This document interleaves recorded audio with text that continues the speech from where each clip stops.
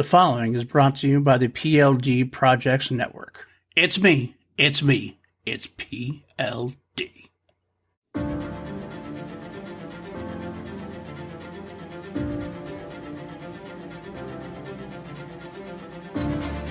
PLD. PJ Campbell. Two mediocre white dudes on film. Because frankly, we know you don't have enough of that in your life. So we're here to give you more. And without further ado, here are two mediocre white dudes on film. I just want the world to know that, and I'm saying this now, because we're recording, and he's not going to cut this out later because I'm about to say the world's nicest things about PLD. We haven't recorded in a bit. And you guys don't know this. I think the last time you and I recorded was pre our final spectacular. It was beginning of So August. we haven't been here in a bit. That's why we've been gone. Truth is our jobs were ending, like the one that you and I do together. That is not podcasting. And I had some personal stuff happening, and life was a little weird, and we took a break, small break, but we're back. And I just want to say, stop talking. Let me fucking talk here. God damn it. I'm trying to say nice shit about you. And you're trying to cut me off. I'm sorry. Go ahead. Please. There's few people in the world that I love nearly as much as I love you. And I'm saying that up top because you have some very controversial takes about this movie that I'm going to fucking rip into you about. But I love you very much, and I don't know what I would do without you. And you made the last weekend of the Schmodown something very fucking special for me, and you took care of me in a lot of ways that no one else would do. And so I'm going to tell you that up top. I fucking love you, and your Halloween 6 opinion is also trash. And I just want you to know that up top. I think people will probably agree with me. Yeah, probably. That is they're wrong too, and it's fine. Now it's my turn to talk, motherfucker. I think motherfucker? I started this. All right. I think people are going to agree with me on the fact that you're an awesome friend, and you are one of a kind, and you are an amazing soul. And yes, it was definitely. Have you been talking to my therapist? I might have been. Maybe I am your therapist, like in a Mission Impossible mask style. I mean, one of these days I'll just rip off the mask and see. I'm going to say this. I mean, I believe that. And also, and I really mean this, like, this is not a joke. Like, as much as you and I fuck around a lot and we talk a lot and we bullshit and we make jokes at each other, I'm back in therapy, and it's been a little while since I've been in therapy, and I've been going back. And guys, I cannot recommend enough, if you have the means, even if you don't think you need it, go back to therapy or go to therapy, even for the first time.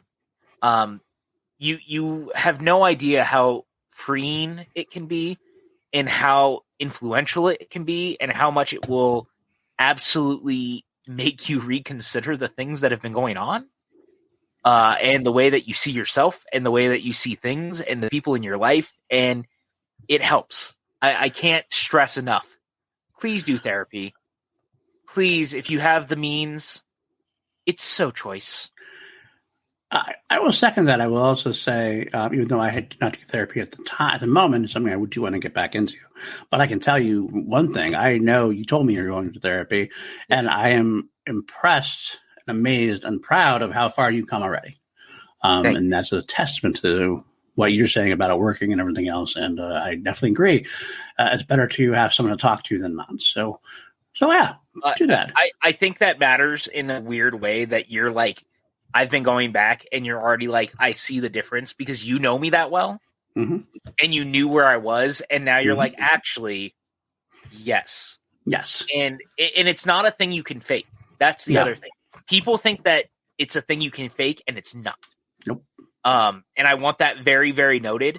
Like, anyone who knows me and knows me well enough knows how self-depreciating I am.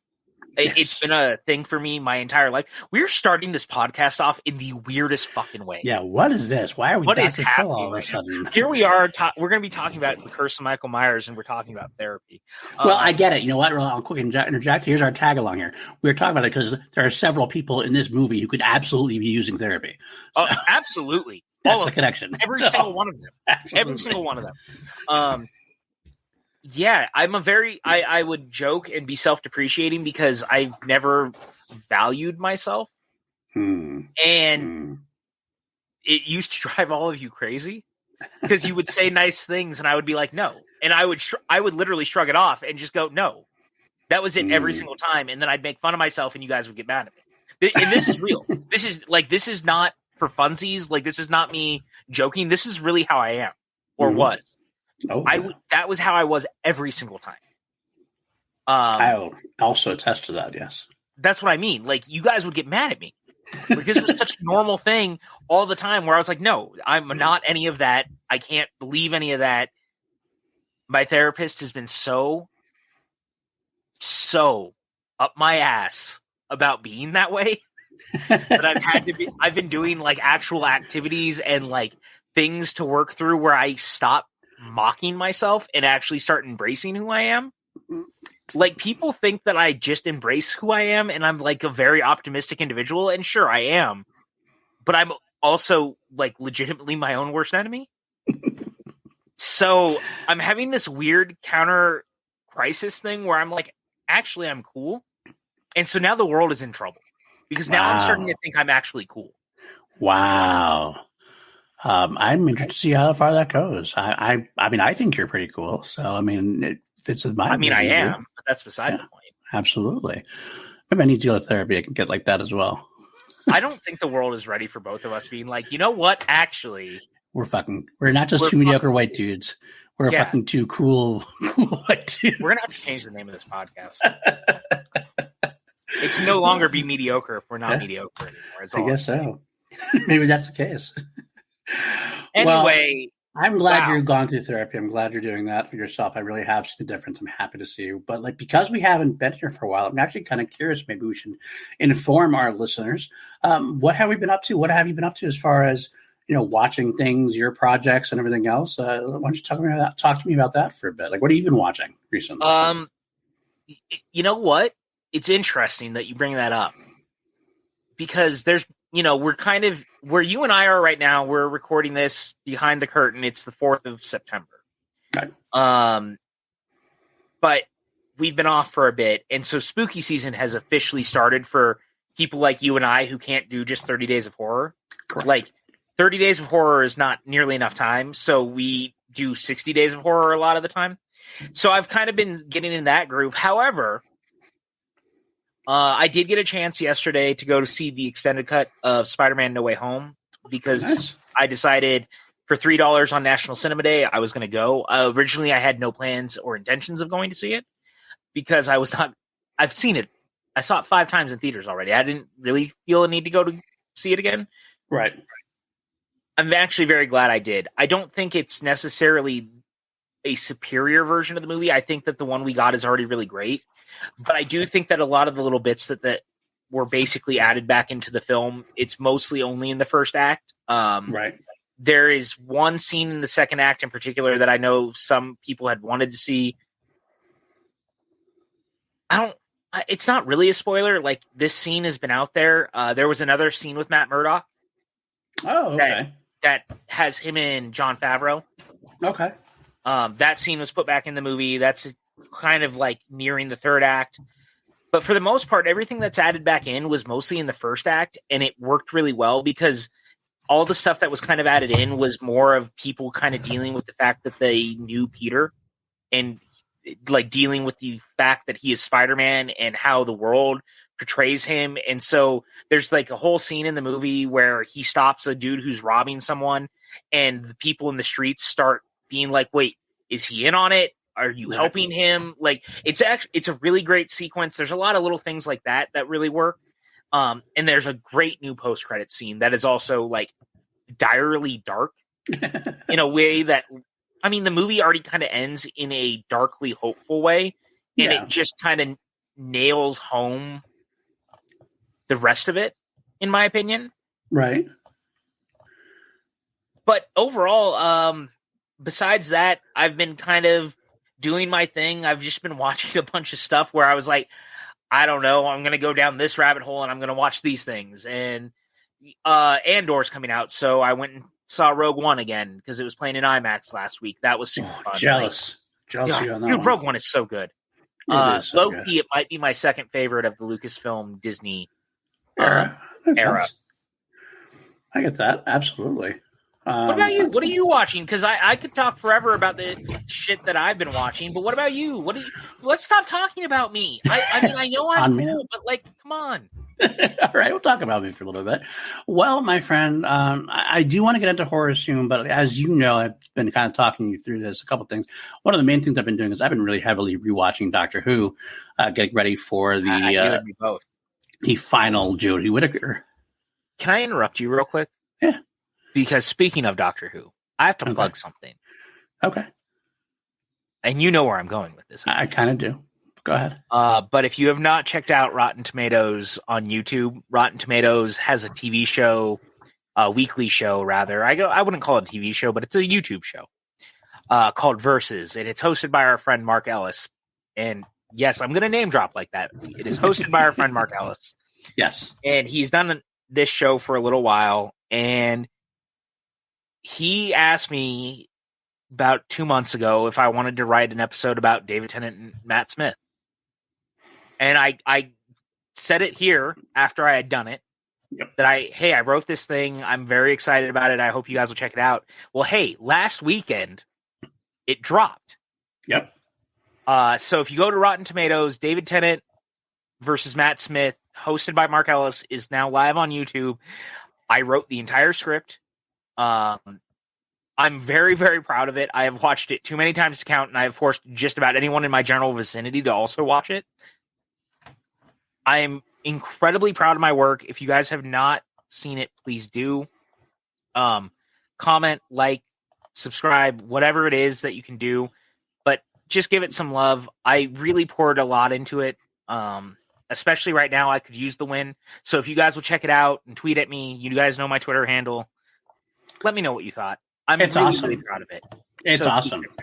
And you did such a good job. I told you privately, and I'll tell you on air as well. And for anybody's listening, not that you need any more push to go. He wrote it for Mark Ellis, and man, I couldn't tell you, like, it felt like it was completely in his voice. I read the script because you had me proofread it, and I tweet something for you there. But like it was spot on. I could read it in Mark Ellis. I read it in Mark Ellis's voice when I was reading it. So it was so. I mean, you know Mark so pretty well, anyways. Yeah. That makes it easier for you. But that was the reason. So check it out. Yeah, and I really appreciate you coming in because the truth is I just wanted someone to be like, actually, it's really good. You should send this to Mark. Right. And so when you said that, I was like, all right, I'm going to send it to him. Like once I was done, and the truth is, and I'm really proud of this, almost every single joke I put into it was left in, and he didn't really riff or change much at all. No, and I'm really fucking proud of that.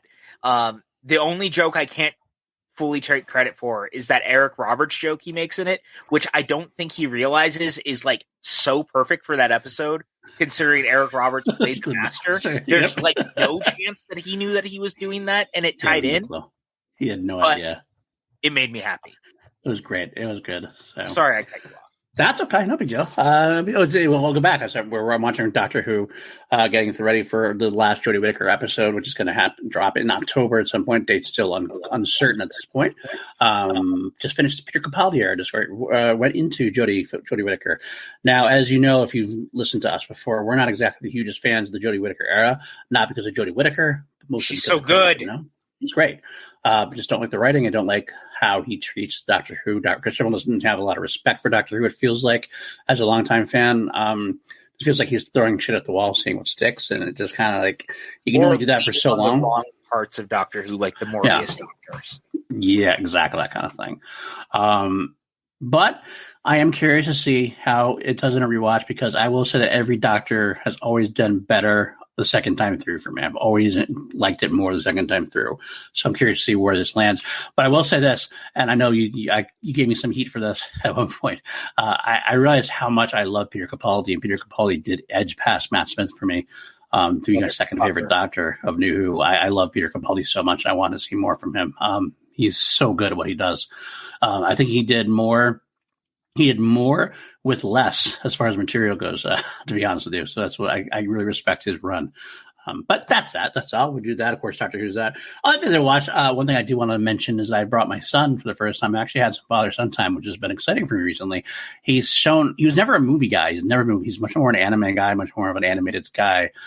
He's always kind of like avoided movies, but he's been showing some interest. And my brother decided he wanted to go see Jaws in 3D on the big screen.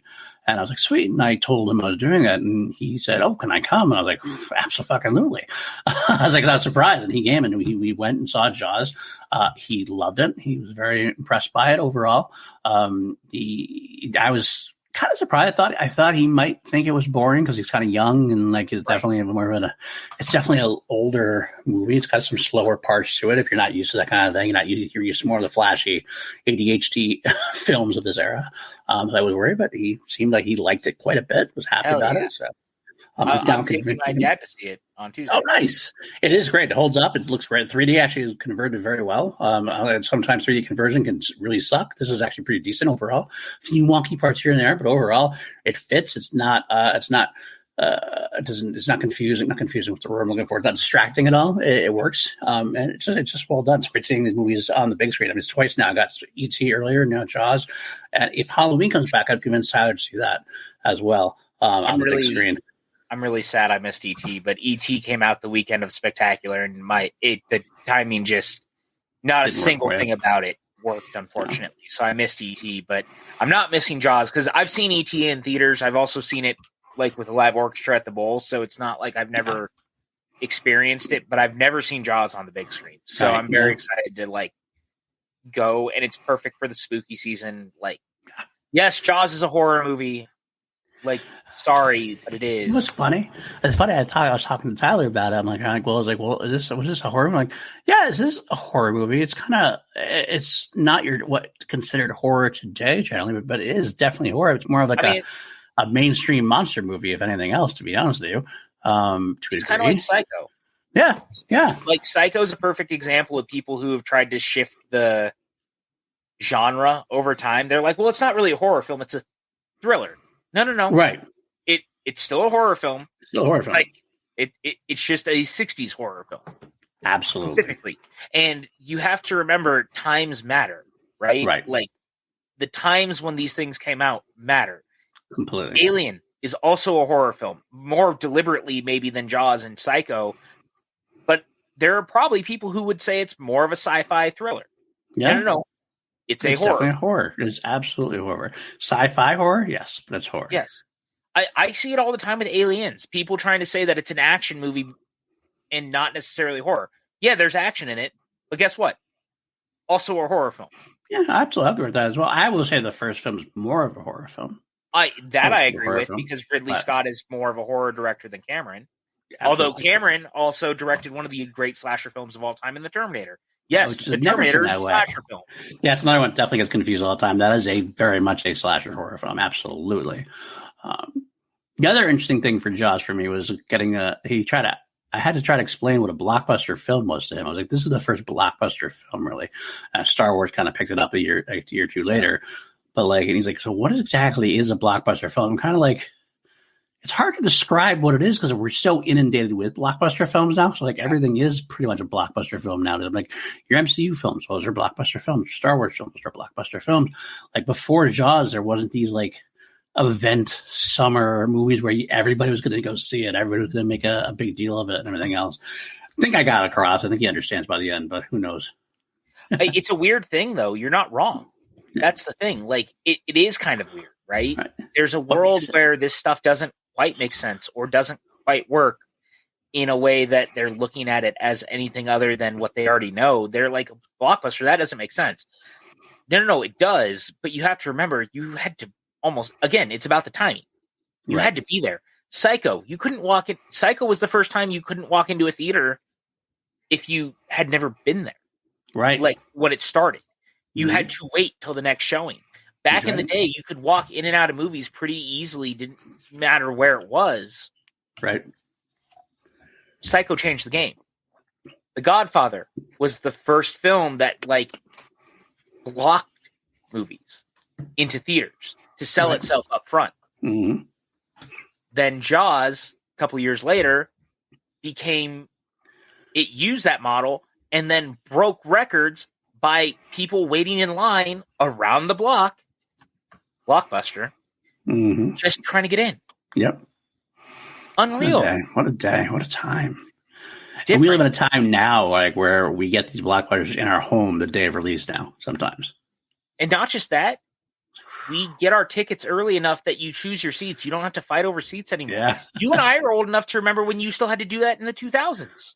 Absolutely. I slept over. I slept over at my mall for Phantom Menace tickets.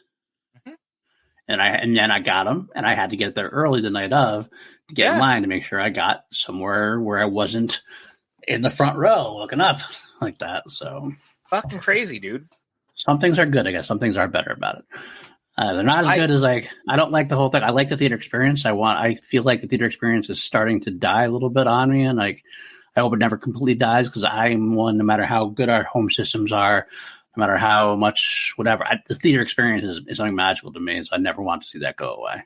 I will say this here and now. I saw Dan Murrell's tweets over the weekend about what happened at his screening of Jaws, and it broke my heart because the truth of the matter is like you, the theater experience is very special for me. I don't understate this when I say it. Again, I went to see No Way Home again. It was the 6th time I had seen it in a theater since it opened. I was with a crowd who was still clapping and cheering almost a year later. I'm rounding up, obviously, but it's almost been a year. This movie still plays to an audience. That's awesome. And that's when I remembered seeing Rogue One last week, and I've been seeing a lot of older movies. I've seen like Uncle Buck in theaters recently. I've been hitting a lot of these classic movies. Nice. I saw The Raid, or not The Raid. I got to see RRR in theaters actually earlier, a couple of weeks ago. So jealous. I know. I wish you had been there. The theater experience is nothing short of a religious experience for me. Yeah. Same. The theater is my church. I say that as a pretty devout agnostic who leans atheist. But there's nothing quite like the full theatrical experience in a very specific way that lands it's awe-inspiring. That's the best way I can describe it. And I've been able to see things like Lawrence of Arabia in theaters with an audience. I've been able to see so many things that you hope to see with an audience. And every time I have, it's reminded me why I love it. I saw Batman 89 earlier this year, finally, for the first time in theaters. I got to see Back to the Future in theaters. I go out of my way to see shit that I love, plus the new things. You know why? Because that theater experience is special. It really, truly is. And something that I will never forget was last year when Ghostbusters Afterlife came out. And I know we're almost half an hour into this, and here we are still talking about this. We haven't even talked about Kirsten Michael Myers. We haven't even mentioned. That's the first time you mentioned the movie we're actually covering. I brought it up earlier. Just a second time. Okay. I will at least name drop it earlier. I did. Now we're back. In the height of everything that had happened in the world over the last 3 years, November was the first time we all started kind of slow. Like, it started a little bit in July with Tenet, but we didn't really start seeing stuff again ramping up the way we had until like October. Shang-Chi came out and it started to push it. Then Venom and No Time to Die came out, which I know you just rewatched, or you just watched for the first time. I did, rather. Yes. But Ghostbusters Afterlife came out that November. Yep. And Afterlife was a question mark for a lot of us. I was very curious because Jason Reitman was directing it, taking over for his dad. And I love Ghostbusters. Ghostbusters is in my top 10 movies of all time. That first movie is a truly, truly magnificent piece of cinema. I think it's one of the all-time great horror comedies. Yeah, Ghostbusters, guess what? Horror. Also a spooky movie. Horror. It just is. I don't know how else to...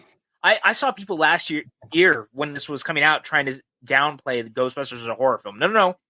It's absolutely a horror film. It's just more of a comedy with horror elements. 100%. I digress. So I took my parents to go see it, and I went with Tim Franco also, so he was with us. And Ghostbusters Afterlife ended up making all of us cry. And it was a moment that I realized between us and the people behind us, there was people behind us crying. And I remember realizing in that moment how special the theatrical experience continues to be. And it was a moment that was like a watershed moment for me, because if you've seen the movie, you probably know what I'm talking about, but it's in the third act. I don't want to spoil it for anyone who's never seen it. I think it's way too special of a moment to spoil. But it was a watershed moment for me because it reminded me how special the theatrical experience was, because I was in a room with a bunch of people who were moved in the way that I was moved, in a way that none of us had probably been moved together in a room in a very long time. That is the theatrical experience that I hope for. No Way Home has continued that trend. The right movies continue that trend. It's a great thing you say, and I will say it's not even just that. For me, the film is film at its heart is an escape. You're escaping to a different world, different universe, something that's not in your real world life. And so watching something for new at home, I'm still not escaping it fully. I'm not fully invested. I'm more likely to look at my phone at home. I'm more likely to get distracted by things. I'm more likely to stop and go all the time. Do something, pause, or anything else. You and I text all the time. Or watching stuff. It's very bad. It's very easy.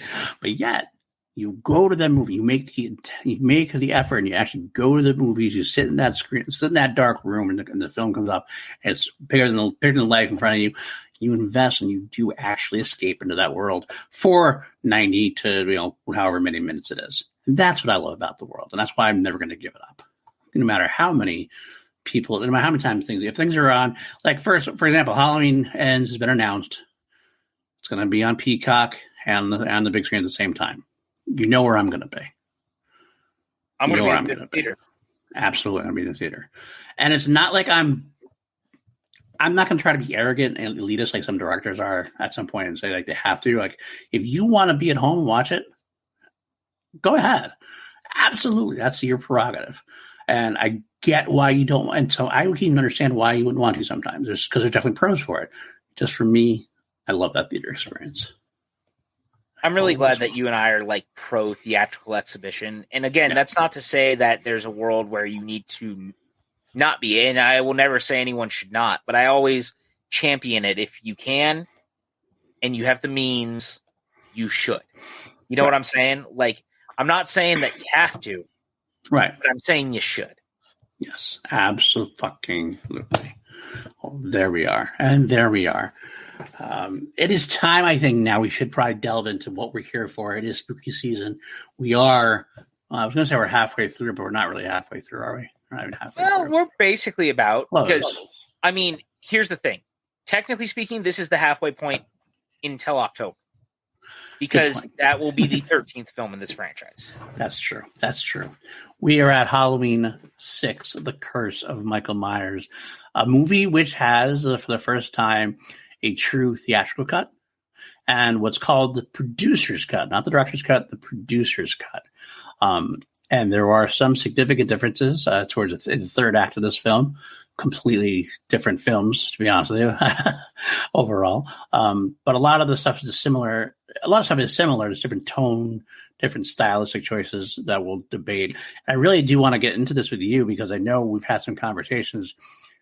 I feel like when we started our podcast, we specifically didn't talk to each other about anything, and like until we got here and saved it. And I feel like we've kind of I did that on purpose for once. Yeah, I drifted out, but we've kind of drifted away from that a bit. But we don't go too in depth. We kind of like touch the surface on a few things. And on this, little talks we have some definitely different views on some choices that were made. Let's be honest. And we're definitely get into that a lot.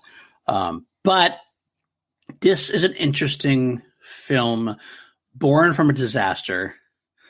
It is a disaster at the end of the day. It does not. It almost, I think, at one point could have killed the franchise to a degree. I'm sorry. That is Halloween 5, motherfucker. I would not take this type of shit about 6. Look, Halloween 5 definitely like made some stabbings. It was Halloween 6 that was twisting the knife in at that point to make sure it was going to get maximum blood loss. Luckily, we had Jamie Lee decide to come back, and we had an anniversary, and Jamie Lee is coming back, and that kind of saved the franchise at that point.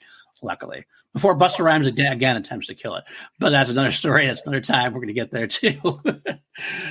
Halloween 6, The Curse of Michael Myers. This is the one where finally they stepped back after the disaster that was Halloween 5, critically and financially, and they said, "Okay, we rushed the hell out of that movie." After the success of Halloween 4 to get Halloween 5 into the theaters, and the disaster was so bad that we can't do that again. So they decided to take their time, and Mustafa Akkad put the series on hold. They got to reevaluate what they should do. And a lot happened here that we will eventually talk about in our special Patreon show when we talk about the Halloween sequels that weren't made or that were explored first. But the first name that we should mention, I feel bad for in the worst way. Screenwriter who is credited for this film is a man by the name of Daniel Ferrens. He was a fan who wrote the book on Halloween. Literally loved the franchise so much that he literally wrote a Bible of the first 5 films.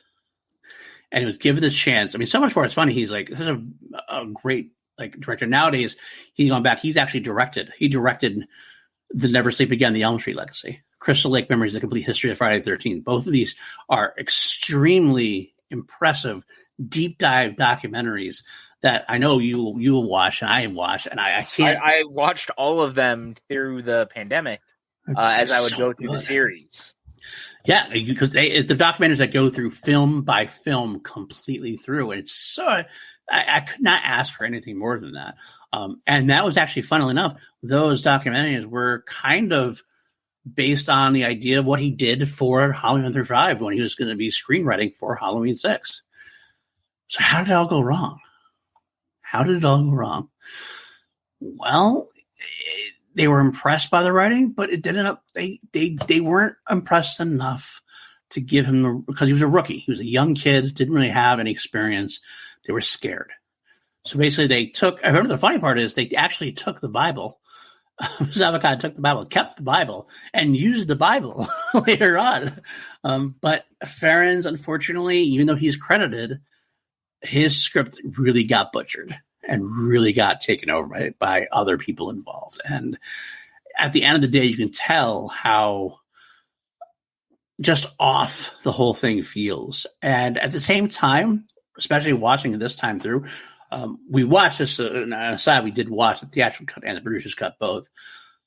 You can see elements of what could have been a great Halloween movie in there. They just never end up executing it properly. You know, man, look. Maybe it's because my expectations were so low coming off Halloween 5. Curse of Michael Myers is a pretty good entry in this franchise that was clearly also it's got its own issues, but there's no world where I would much rather watch 5 than this movie. And the truth of the matter is that I actually like a lot of the ideas presented, specifically in the producer's cut of Michael. And again, I think this movie's messy, but I would much rather watch this version of this film, or either version rather, than any of Halloween 5, of any of Resurrection, other than any of the zombie films. I don't hate this movie. I really don't.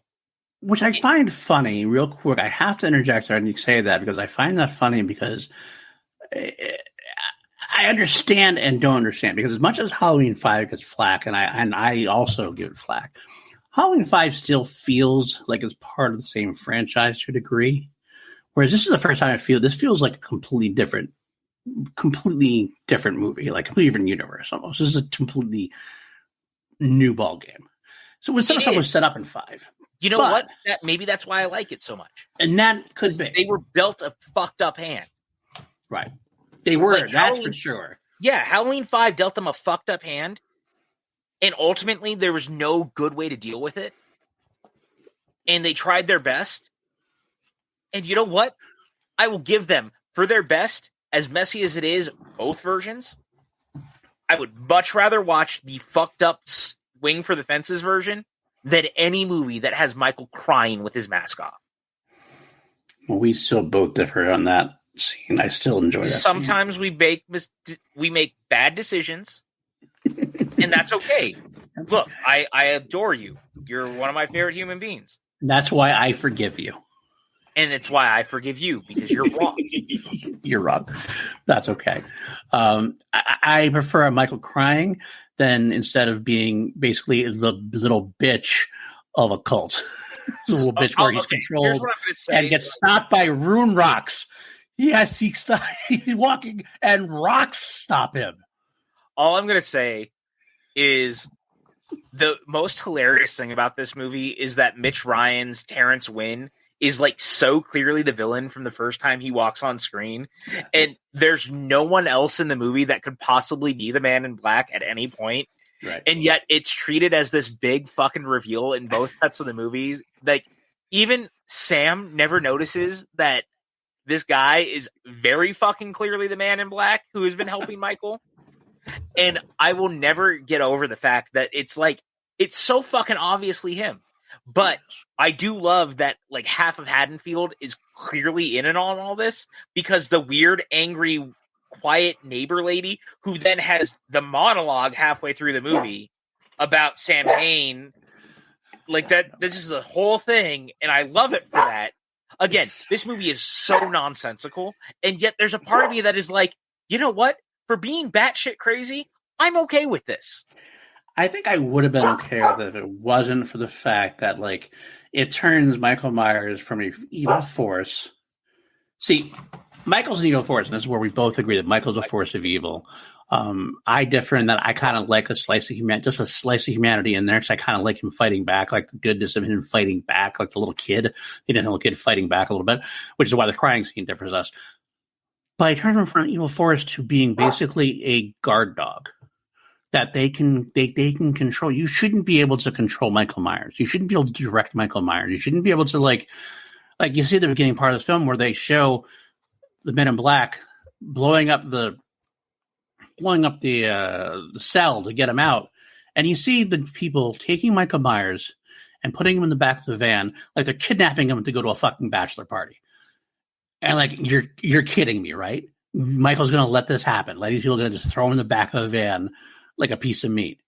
No, Michael Myers, I know, is going to slice and dice, motherfucker, and not get stopped by that.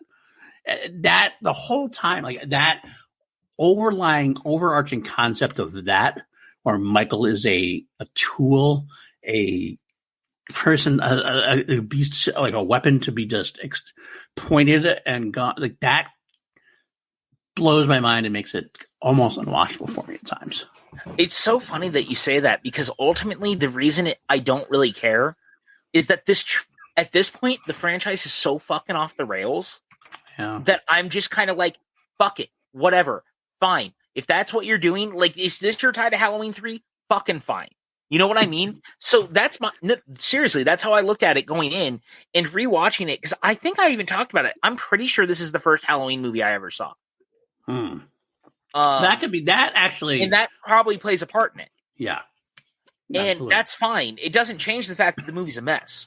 Like, make no mistake, I don't think this is a good movie, but it's a movie that I actually enjoy watching for the most part until the third act of both of them, because the third act in both of them is stupidly messy, no matter how you fucking cut it. Yeah, and I have a hard time getting past that. But because the franchise to this point is so off the rails, I'm just kind of in on the ride. And that's the difference between going from, say, H2O to Resurrection. H2O feels like the rebound, and we're on the right path again, and Resurrection squanders that. Oh, I agree. 5 is so bad that, for me, there was only going up.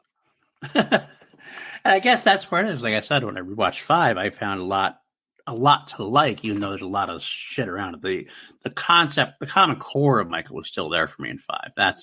It's lost in 6 for me, and it's hard for me to get it on board. If this was, I guess I should try to watch this in a different light in terms of like, when I watch this top being a Michael Myers movie, would I like it more? Potentially, but I have a hard time doing that too, because it's got Sam Loomis in it, it's got Tommy Doyle in it, it's got Haddonfield in it. It's like, I almost feel like what they should have done is, like, it's cheap, and it maybe would have been cheap. Maybe it's not the way to go. I almost feel like they shouldn't have bothered trying to continue with what 5 was picking up. Don't pick up what 5 is putting down. Just I agree with you. Let him go off. That's ultimately what H2O did. It said fuck all the sequels other than 2. Mm-hmm. And maybe ultimately that was what they should have done.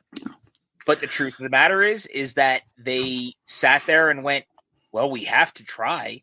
Right. And what we ended up with was a movie that no one could be on the same page about. It didn't matter if it was the writer. It didn't matter if it was the producers. It didn't matter if it was the director. It didn't matter at all. Yeah. Because no one was clearly on the same fucking page. And let's talk about that, because one of the main reasons that nobody can get on the same page is this is the first film that is under Dimension. And, of course, the famed, I should say infamous, Weinstein brothers. The less we say about them, the better. Yeah, no, I'm going to say it. Fuck the Weinstein. Yeah. No, seriously. You know what? Oh, I agree. I know, and I know you do, and I didn't think you were going to not say it, but I'll just say it. Fuck the Weinsteins. I'm going to say it right here and right now. Yeah. Fuck them. On both a personal level, and quite honestly, from the stories I've heard, on a producer level as well.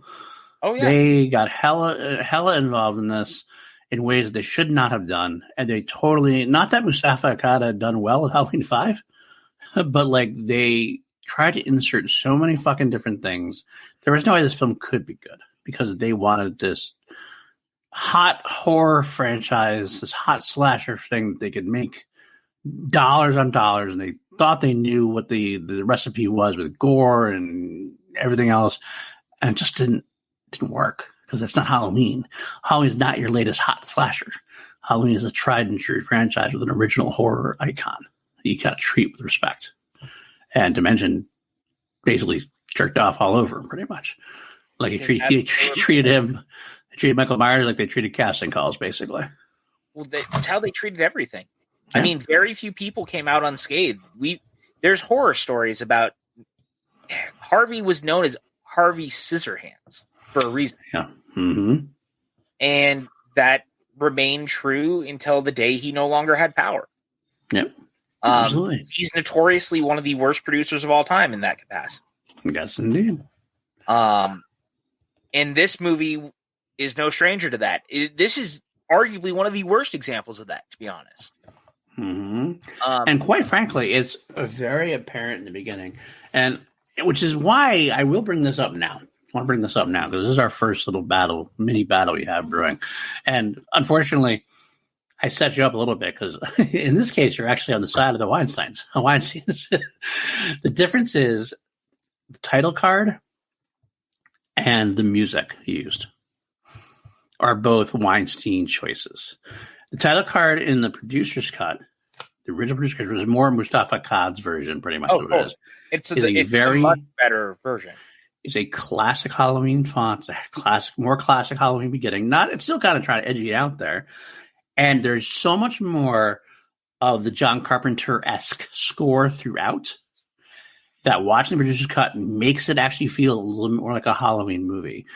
The theatrical cut, the one the Weinstein chose, decided instead of using the Carpenter-esque theme, we're going to use all the grunge rock, the cheap grunge rock bands we can find and throw just rock versions on the soundtrack throughout. And it diminished the film to me where it was just another horror movie for me. And I respect that. And look, I 100% see where you're coming from. And I much prefer the score, don't get me wrong, of the producer's cut. That doesn't change the fact that I actually miss the grunge rock version when I watch it. And that's because at heart, I am still the kid who wore torn jeans and Nirvana shirts in high school. and middle school. I am such a grunge rock fan, and I love that whole genre. And there's something it's the one time where I was like, you know what? I can get on board with this, because I'm actually a sucker when I find people who do like guitar themes on YouTube. There's like great metal versions of like the Ip Man theme. Right. Or themes that we, try true and love. And there's something about the version of it that opens that initial theatrical cut of 6 that really works for me. I don't think it works throughout the entire movie, but in the opening, I like it, because it also felt like it was, for better or worse, what we were talking about earlier. Movies are a product of their time, and it's a time and a place thing. Well, you're releasing this in 96 or 95. The point is, we're right in the middle of that era, and it's placing it right in the middle of the 90s. It dates it, sure. But ultimately, anything you watch is somehow dated in that capacity. And I think that's why I like it so much, because it just kind of reminds me of a very specific time of my life where it was like, we all lived through that. And I'm not saying that you have to like it. That far from it. I totally understand where you're coming from. Right. But for me, it's like such a weird slice of life for me that I'm suddenly like, cool, transported back to when I was young. It's interesting you say that, because this is where our age is different. I was in college when this came out. And I was a grunge fan. I like grunge fan. In fact, I will say one thing I was going to say, despite everything else, I really actually do dig the end credits song, the Brother Kane and Fool to Shine On. I remember when I was working at the college radio station, the promo came in of that song. I was like, this is fucking sweet. I loved it. I saw it's a Halloween. Oh, cool. I don't think, actually, funny thing, I don't think I minded it as much back then as I do more now, as I've grown as a film fan and things like that. I've watched the franchise more. You just take, I guess I won't say any more about it. It does take me out of it. That was definitely a Weinstein choice, though. That's what they wanted. They wanted to try to make it hip. Everything they did was the attempt to make something hip, and they are not very hip themselves. They often swing and look foolish and flail and miss badly and strike out.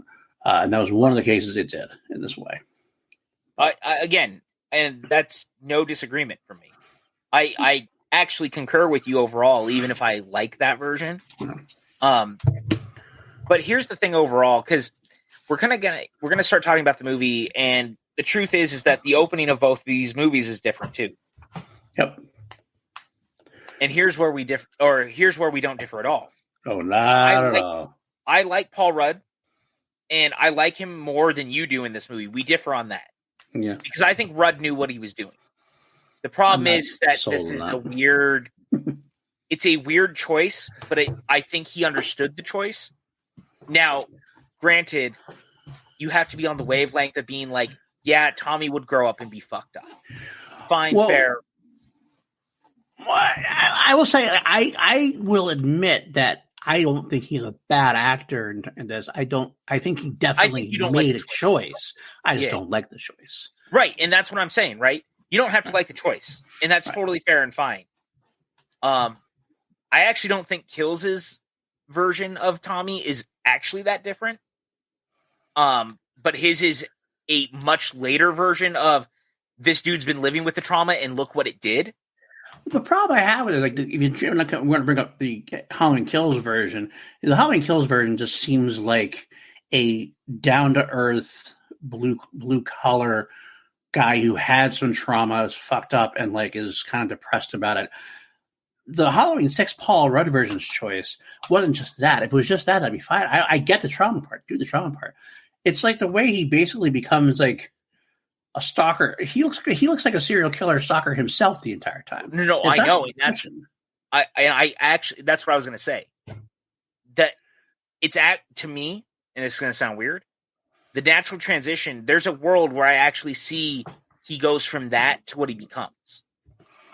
Now, the thing is 6 is non-canonical to it, so it doesn't really matter.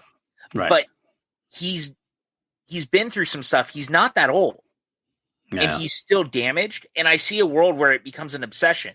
Because ultimately, that obsession is what we turn Lori into in 2018.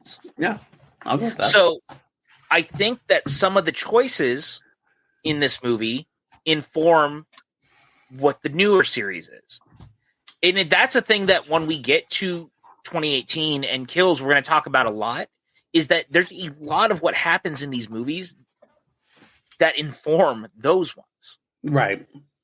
So, all that being said, who the fuck's idea was it to dump Donald Pleasance's opening monologue for fucking, of Paul all Rudd. people in the world, who I love dearly, Paul Rudd? Paul Rudd's opening reminds you of Harrison Ford in Blade Runner.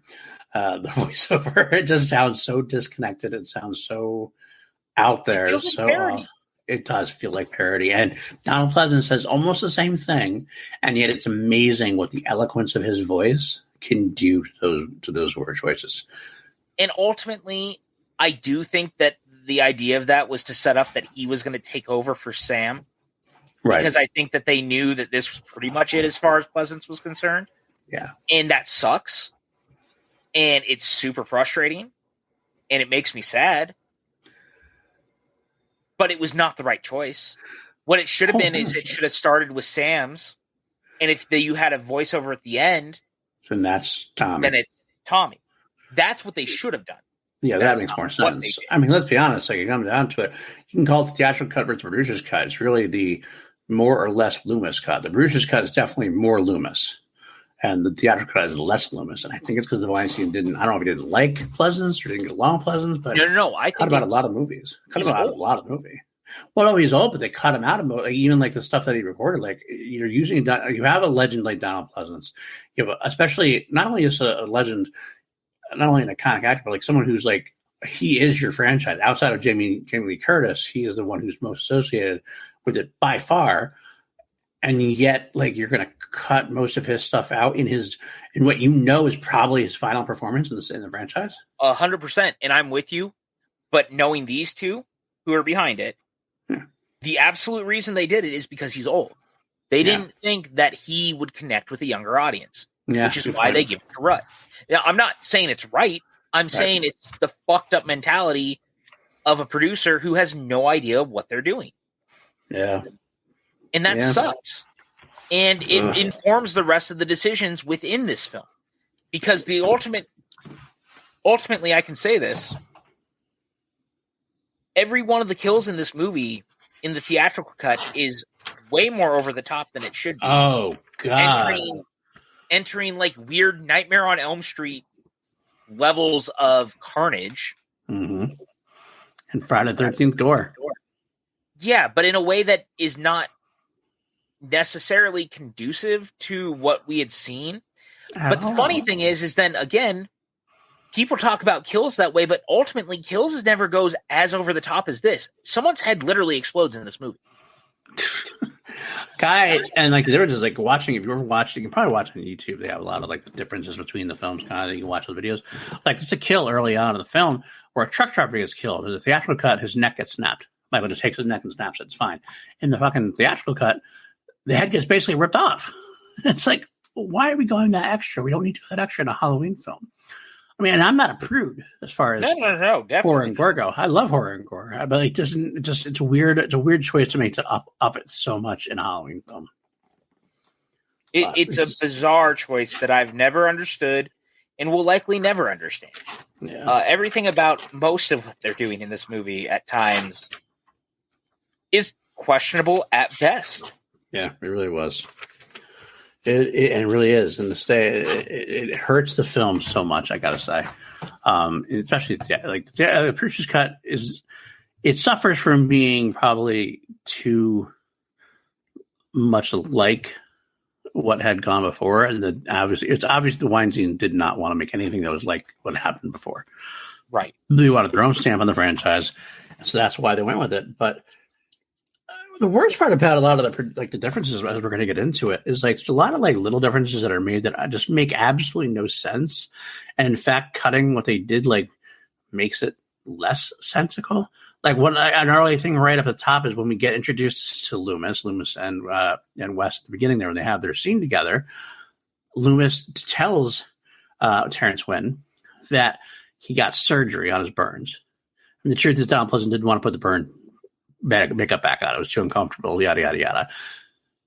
They go through the extra mile. Okay, as I did. The theatrical cut just cuts that scene out, cuts the line of dialogue out. Why? Yeah. And now we're just left with, like, where'd your burns go, dude? What happened, dude? I mean, could you assume that or something? Sure, but, like, it doesn't make any sense to have that line cut. It was there. It was in the script. You shot it. It's in the producer's cut. Why cut that out? It made no sense.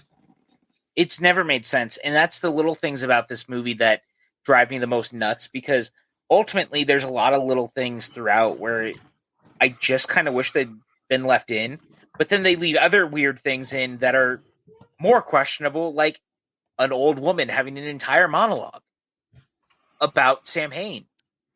And that's the whole.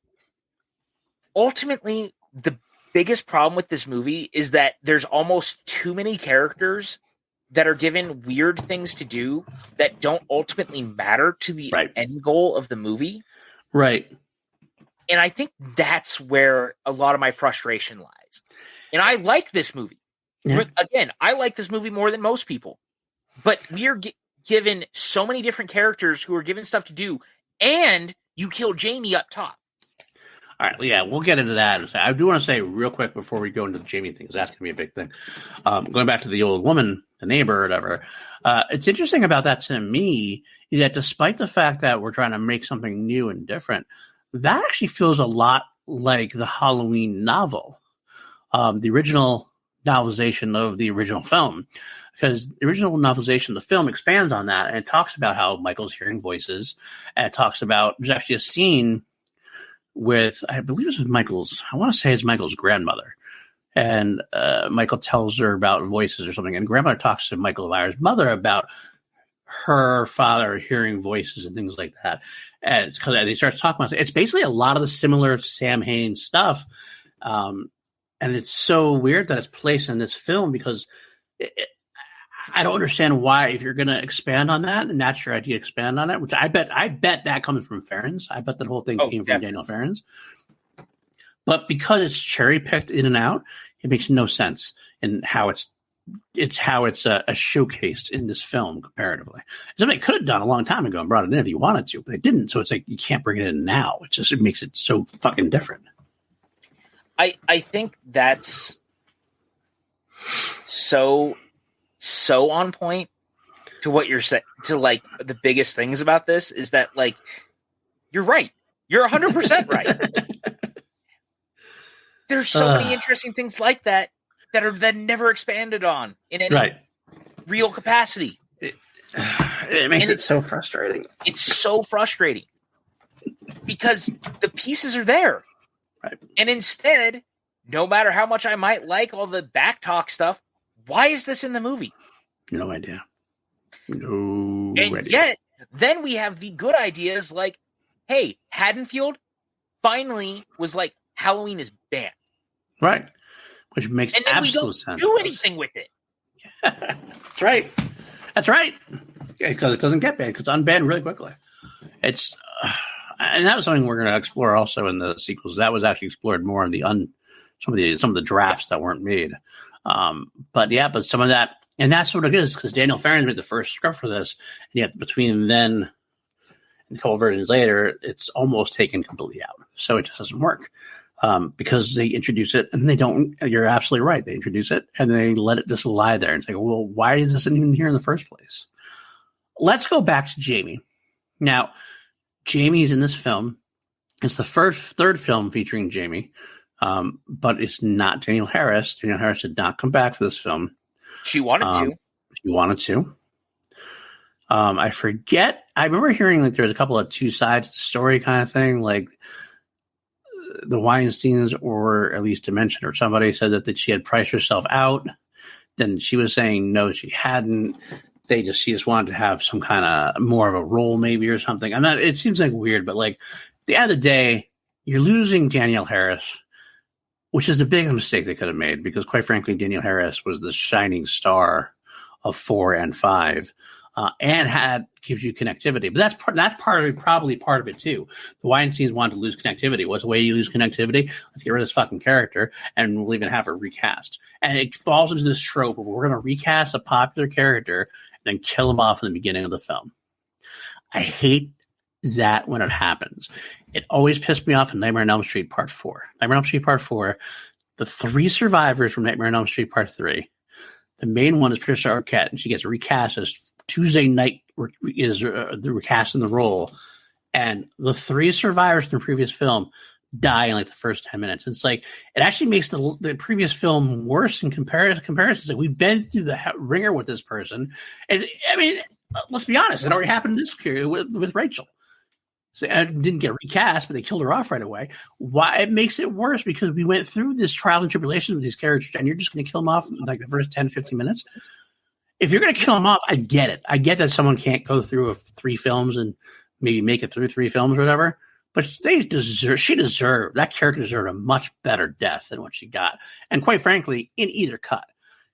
It's better in the producer's cut. So at least she lasts a little bit longer. But in a way, it's almost even more insulting because she survives.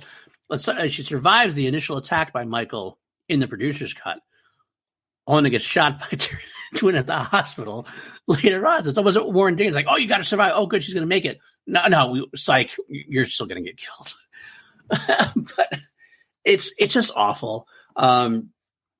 Jamie has a baby. That's the whole beginning of the film. Jamie has a baby. But then a nurse in the cult feels bad for her, gets Jamie's baby and gets baby to her and Jamie and makes it out, driving away from Michael, trying to get away from Michael, who hunts her down. She does hide the baby in a bus station terminal, and then kind of drives away, getting Michael away from where she was. And Michael does kill her in a barn. Man, Halloween likes barns, don't they? I was gonna say, I made that note. I was like, we really went back to the barn like right away. I was like, what? And that was such a weird choice because ultimately the barn sequence in 5 is one of the odder choices in that movie because it just kind of keeps circling and never does anything. Right, exactly.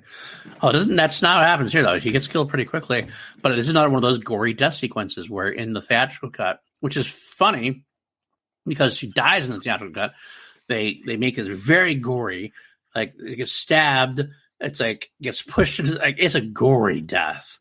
And it's like it's almost a disrespectful death to a character like that. Like, that's a death that you give to like the first teenager who had sex or the old guy who was nosing around. This is like your one of your biggest heroines, and you're giving her a death like that in the very beginning of the film. It's like, fuck that.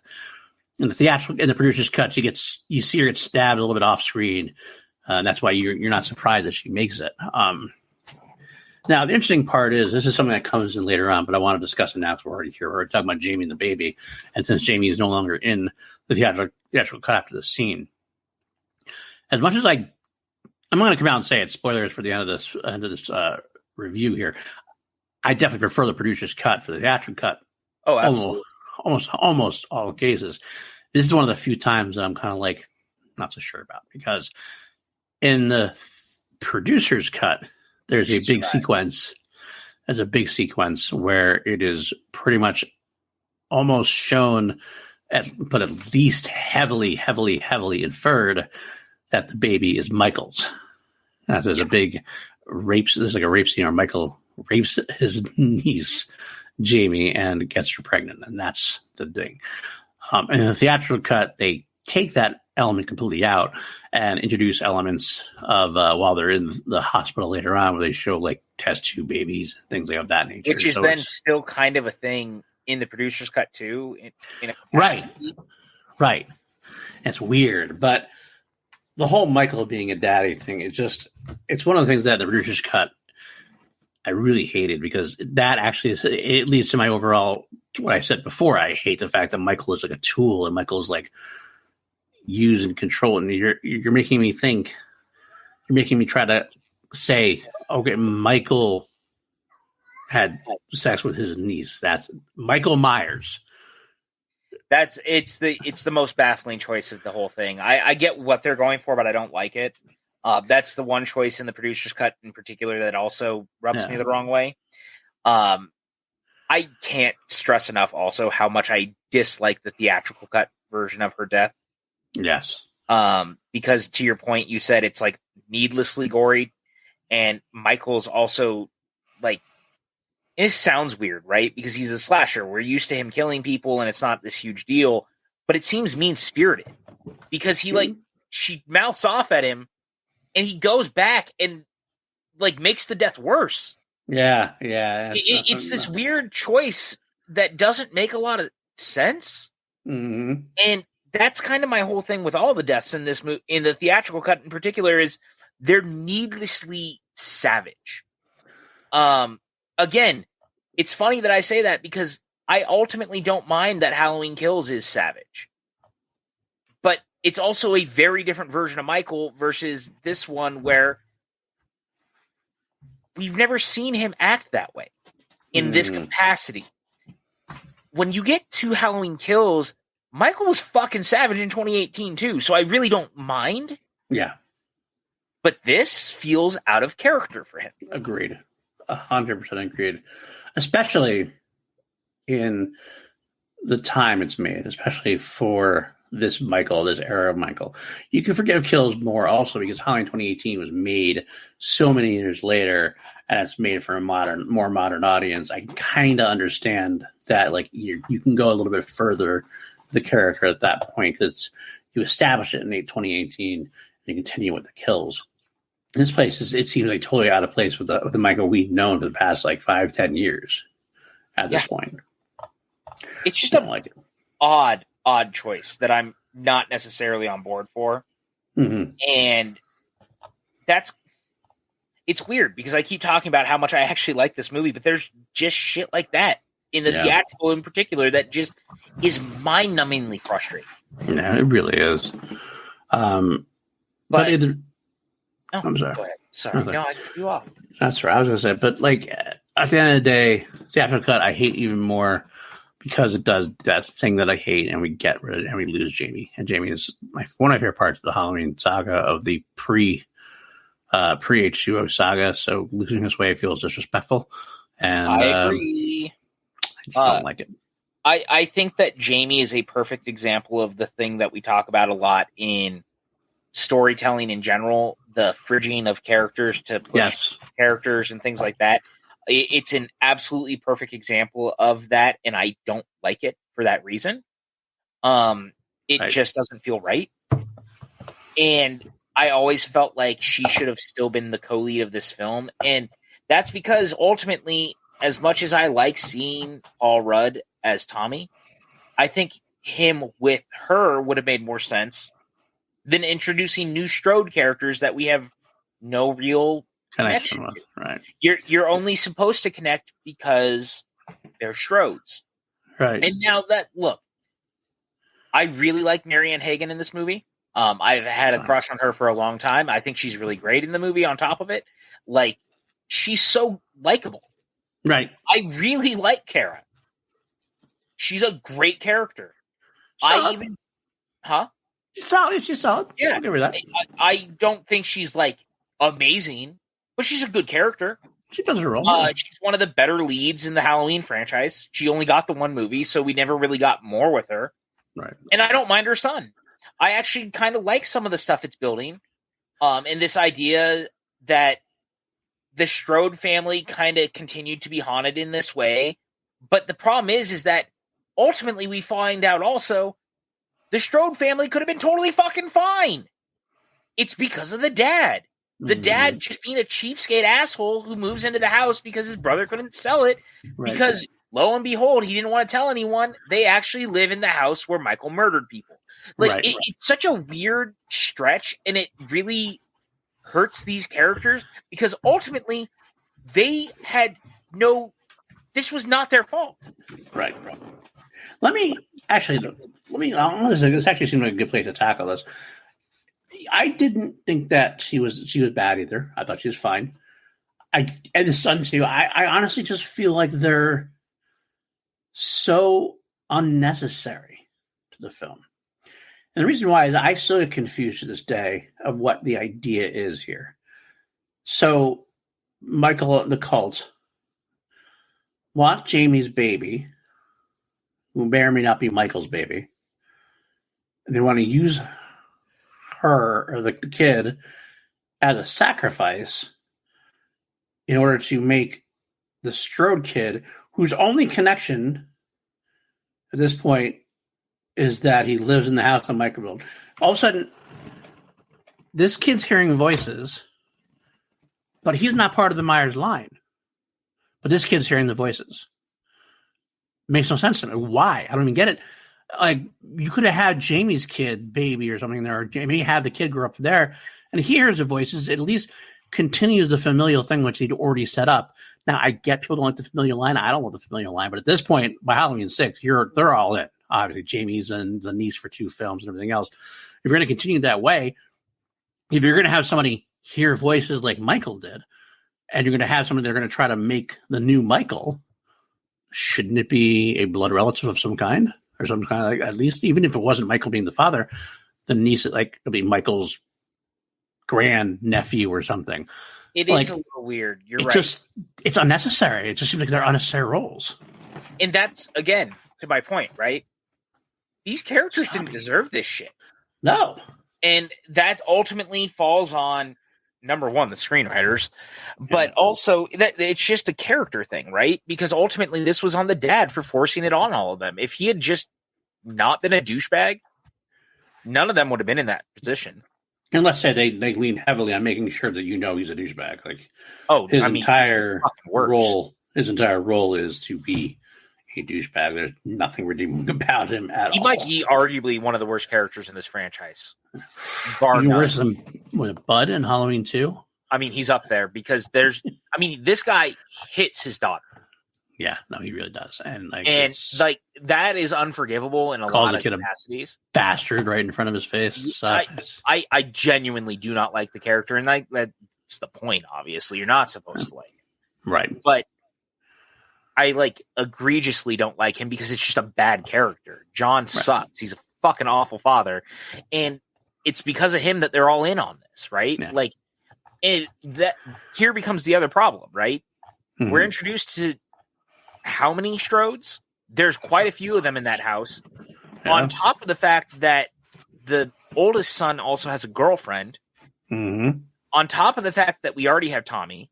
Right. On top of the fact that there's the back talk dude. Yep, that's right. This movie has almost too many characters. Yep. That don't matter to the story. Right. And that's a weird thing to complain about because every Friday the 13th movie probably has too many characters that we don't care about. But the difference is that we kind of got used to it with that. Right. Halloween has always made it a point that I should care about your central core characters. Right. And I don't know who my central core characters are, mostly. Except for Tommy, right? Right. And that's the thing. Like, the only 2 core characters we know in this, ultimately, are Loomis and Tommy. Mm-hmm. Now I have a bunch of new characters who I'm just supposed to care about because they're Strodes. Right. It's sure, fine, I guess, but that's such a weird fucking line in the sand to draw. Line in the sand to draw. I thought I said that wrong. No, you did. You said it right. Thank you. Okay. It's just a weird fucking choice is what I'm getting at. It's such a bizarre choice. And I keep saying this. I like this movie, but I'm also totally willing to be like, no, this is dumb. Yeah. You can be entertained by it, something that's dumb. That's the issue for you. You're entertained by it enough, obviously. Still, I, on the other hand, was not as much. So I really take these and run home with it because I hate a lot of the stuff they're doing, and I can't get over it. That's the difference. I really wish that this movie was just Danielle Harris, Paul Rudd, and Pleasance. That's what I wish. That right there automatically makes this a better movie. 100%. If that had just been the movie, I think it could have been better. There's a lot that's been done. That's not to disregard literally anyone else in this. Like I said, I actually really like Marianne Hagen in this. Yeah. I really like her. I think she's very good in this movie with a character that didn't have anything to do or have a reason to be. Yeah. But she's good. Yeah. On the other hand, dear Lord, just imagine what this movie could have been had you just not had her. It's the case of just introducing too many characters that are not necessary, and it's a staple in a lot of movies. Unfortunately, it's a downfall of a lot of movies. In this case, it's definitely one of the things that does hit home. It's unfortunate, but it is. And look, we could keep talking about it, but we got to keep going. We do got to keep going. Basically, they live in the house. There's now a boarding house next door to the Myers house, by the way, which is such a... Okay, that's where Tommy lives now. He lives in a boarding house. Sure. Miss Blankenship is the one running it. She's the weird, quiet, deaf lady who turns out to maybe not be, right? Which is a choice. But ultimately, the thing is from here, the movie just kind of moves. Yeah. That's the weird thing. There's no real leniency. I love this idea that Loomis is retired. He should know right out the gate when Wynn shows up that Wynn is clearly setting him up, because they forced you out of the hospital so fucking fast, my guy. Like, what are we doing? Why would you even entertain going back? But I do like this. The backtalk stuff in the movie, which we didn't really touch on, is really good because it sets the pieces in the right place. Again, for a movie that's more interesting, of them helping Jamie, because you have Tommy and Loomis listening to the same broadcast at the same time. And Tom recording the broadcast. Yeah. Like a psycho. Because he's damaged. Yeah, you know what? Actually, that's a funny thing you mentioned that. I just bring it back slightly about Jamie's death. Jamie dying in the theatrical cut actually ends up making something worse in a way, because Jamie dies at the barn, and Sam and Terrence visit the barn after they hear about the body being found. The next scene we see is Dr. Loomis at the hospital. Why is he at the hospital if Jamie's dead? Right. Like, it does this a little thing like that. It's kind of like, why? I digress. It's another thing, though. But yes, Loomis and Paul are listening to the broadcast where you had Jamie calls the broadcast and gets on air. And Paul's got amazing technology when he tapes this thing, because all of a sudden he can listen to it, hear it. He hears the bus announcements in the background, and all of a sudden he rewinds it, and so magically the bus announcements get louder. So you hear it better the second time. You're like, what kind of technology does Tommy Doyle have? He's a genius or something. He should make money off this shit. You go well in a security detail or some kind. You can make that work. But he goes to the bus station. And this is where he kind of acts weird again, too. He goes and starts talking to the guy, and he seems like yes, he's damaged. I guess I just don't like him playing damage, because it doesn't work for me like it worked for you. And that's totally fair, right? Yeah. Because ultimately, and I've had this conversation a ton with Chance Ellison. He's my roommate, and we've been friends for a long time. But he gets mad at me because my least favorite thing about 2018 is Damaged Laurie. It's a choice that I actually genuinely dislike very much, because I think 40 years later feels like a lot for that damage to continue to be present the way that it is. And it's always driven me crazy. But here it doesn't bother me because he's still a stupid fucking kid, right? Like, he didn't live it that long ago. Right. Well, I mean, he's probably 18 years, 20s. Yeah. Or late teens. Like, he's still young. It's actually why H2O works. I understand Laurie 20 years later being damaged, but she's also not damaged in the same way she is in 2018. Right. To the point that it derailed her life.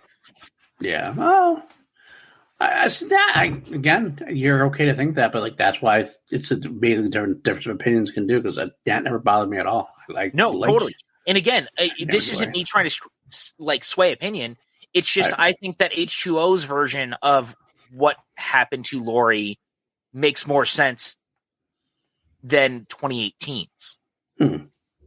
because it's just a weird thing. And so for me, it's funny looking at it in that box because now we're looking at Tommy. Right. And Tommy, as a stupid teenage kid, it totally makes sense to me that he would be almost deranged. Yeah. I'm not saying, again, I'm not trying to sway your opinion. It's just. Well, I agree with you to a degree. I guess I just didn't like how it was showcased. I just the way he showcased that damage is what it is. Not being damaged. I get the damage part. It's the showcasing of how it's damaged. But either way, the other thing really gets my goat away is Tommy finds the baby in the bus station bathroom, and all I can imagine is how long has the baby been there and no one's found the baby?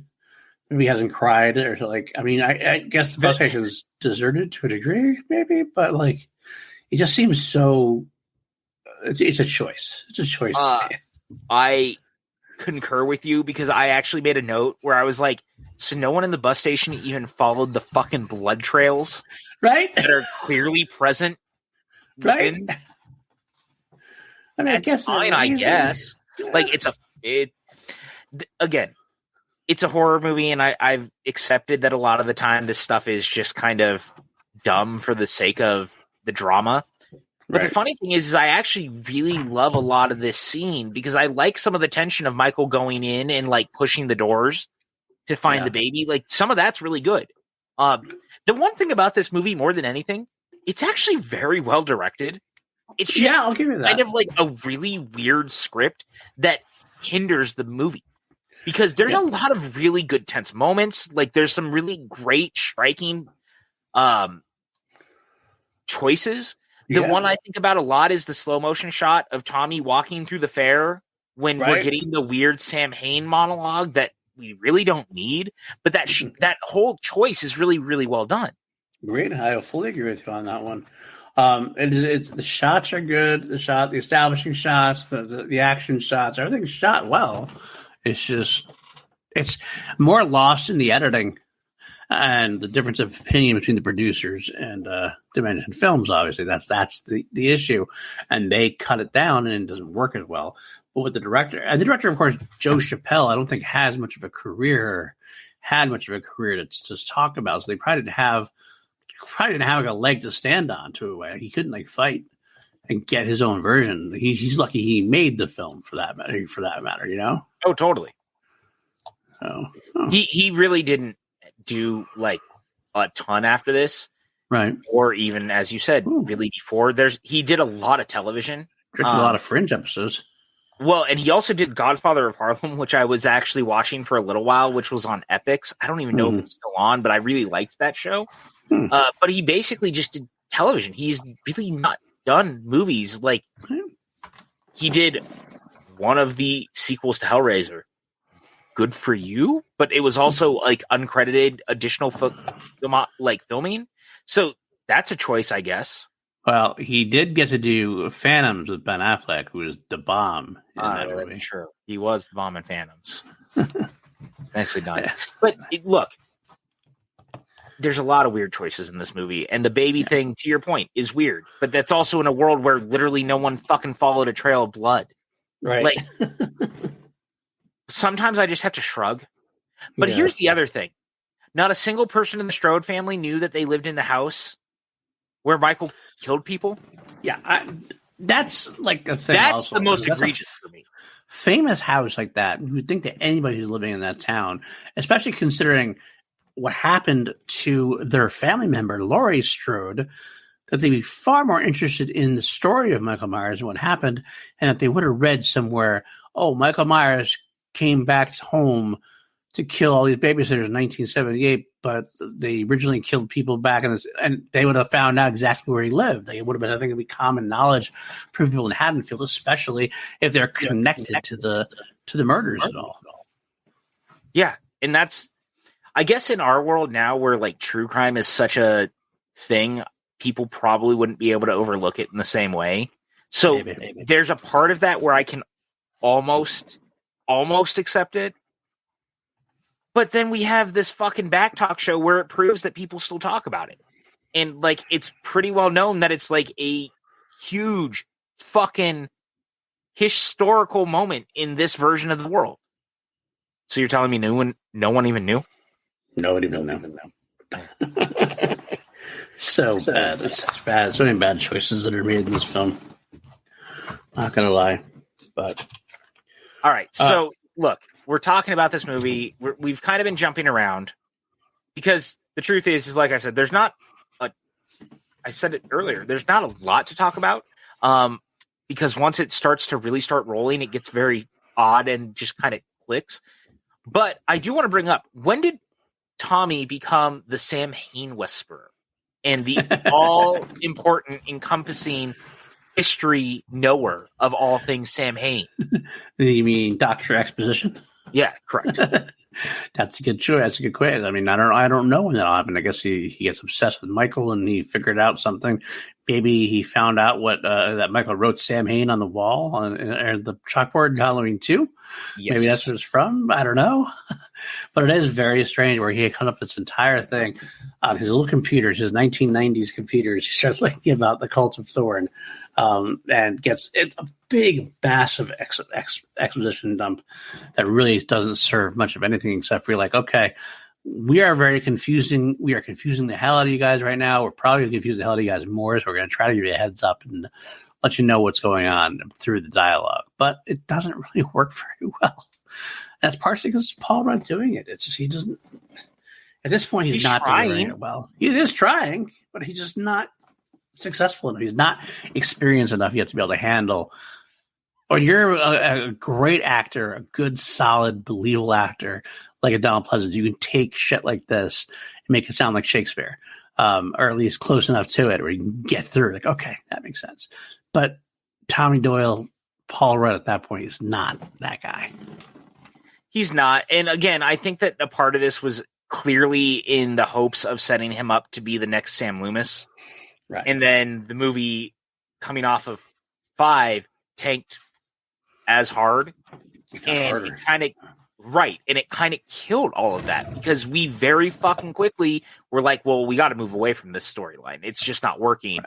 And so all this setup for Tommy to basically take over, which really they'd been trying to do since Halloween 4 in multiple versions of the scripts. Yep. They finally get to it and it just tanked all over again. Yeah. And so they were like, well, shit. And they pivot back to Laurie. So none of it matters. And ultimately, you know what? Again, I like this movie. This movie doesn't matter because it doesn't go anywhere. This is the end of an era. This is the end of the first part of the Halloween continuity. And good thing, too. Because the end of this film, like theatrical cut or whatever aside, producer's cut, either way, Michael's dressed up like the Men in Black now and walking away like he's fucking like in a music video. That's how the producer cut ends. Like, what the fuck is Michael doing now? I don't know. I don't even know where you would have taken this film. Like after that, at that point, because you either have like a dead Loomis or an alive Loomis with a thorn cult symbol, and a Michael who's chosen to escape the cult by dressing up. I don't even know where you'd go. There was nowhere to go. And it's so funny because, there's a lot of people, Brandon Hanna, one of our friends, he's one of the people who's definitely talked about trying to tie the stuff that happened in 4, 5, and 6 to the, into H2O, because there's people who have tried to piece that stuff together, but ultimately none of it matters because it doesn't really work. It doesn't really mesh.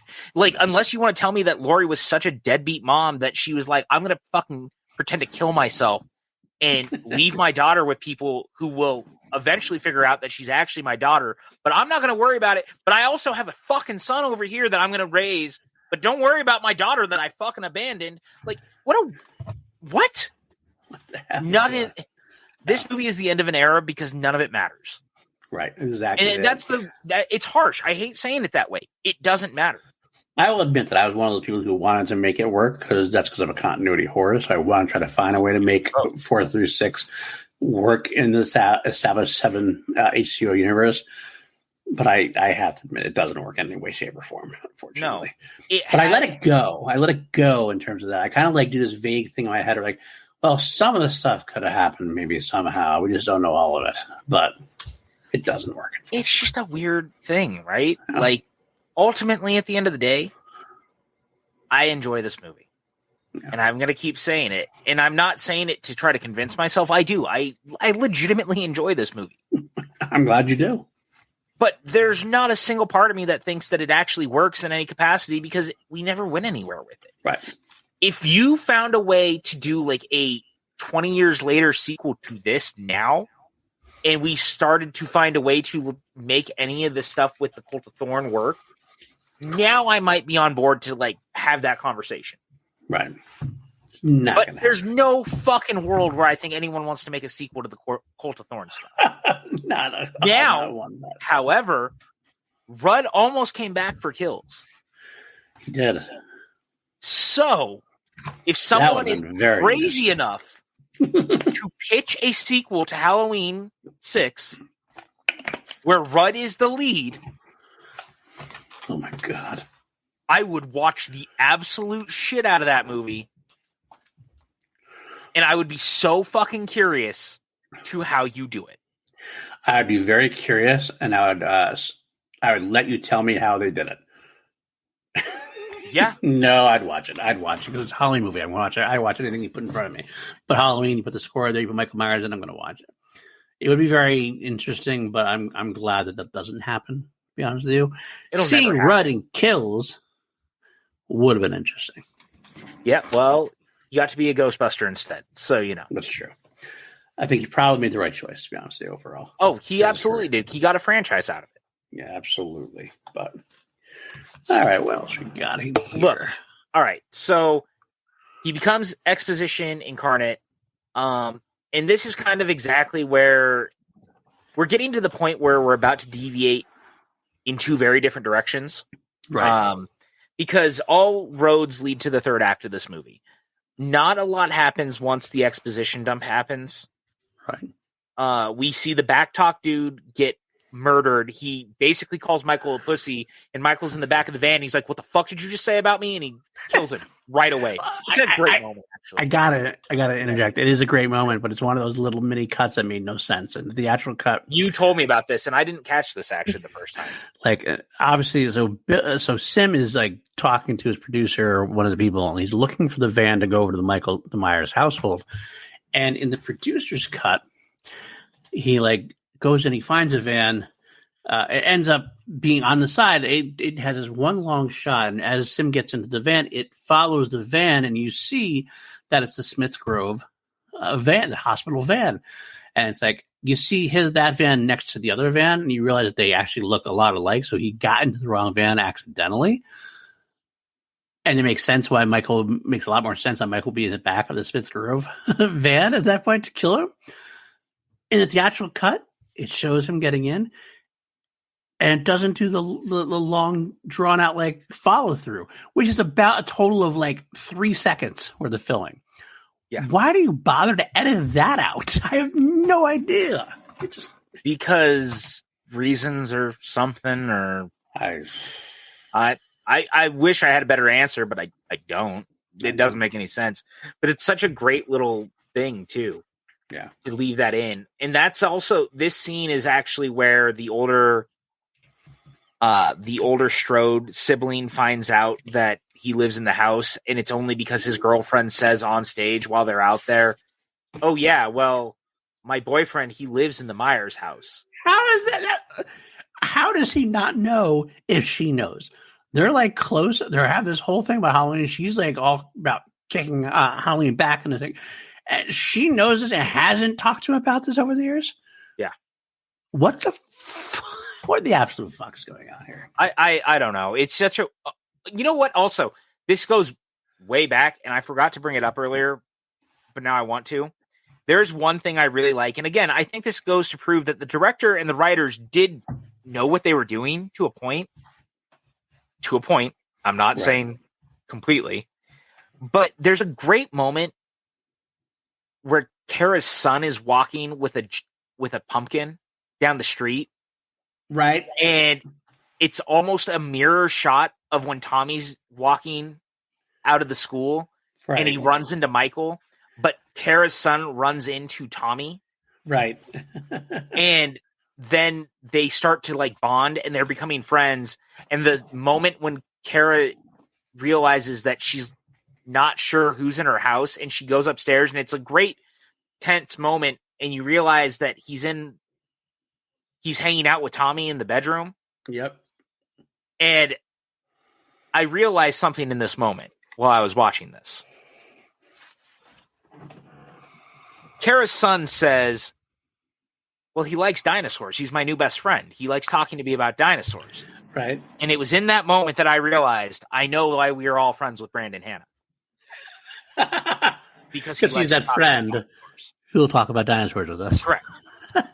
He's our only friend that will actively talk about dinosaurs with us in any capacity that is not Jurassic Park related. So Brandon Hanna is our Tommy Doyle because he talks about dinosaurs with us. And that is the most inside joke that you could possibly imagine.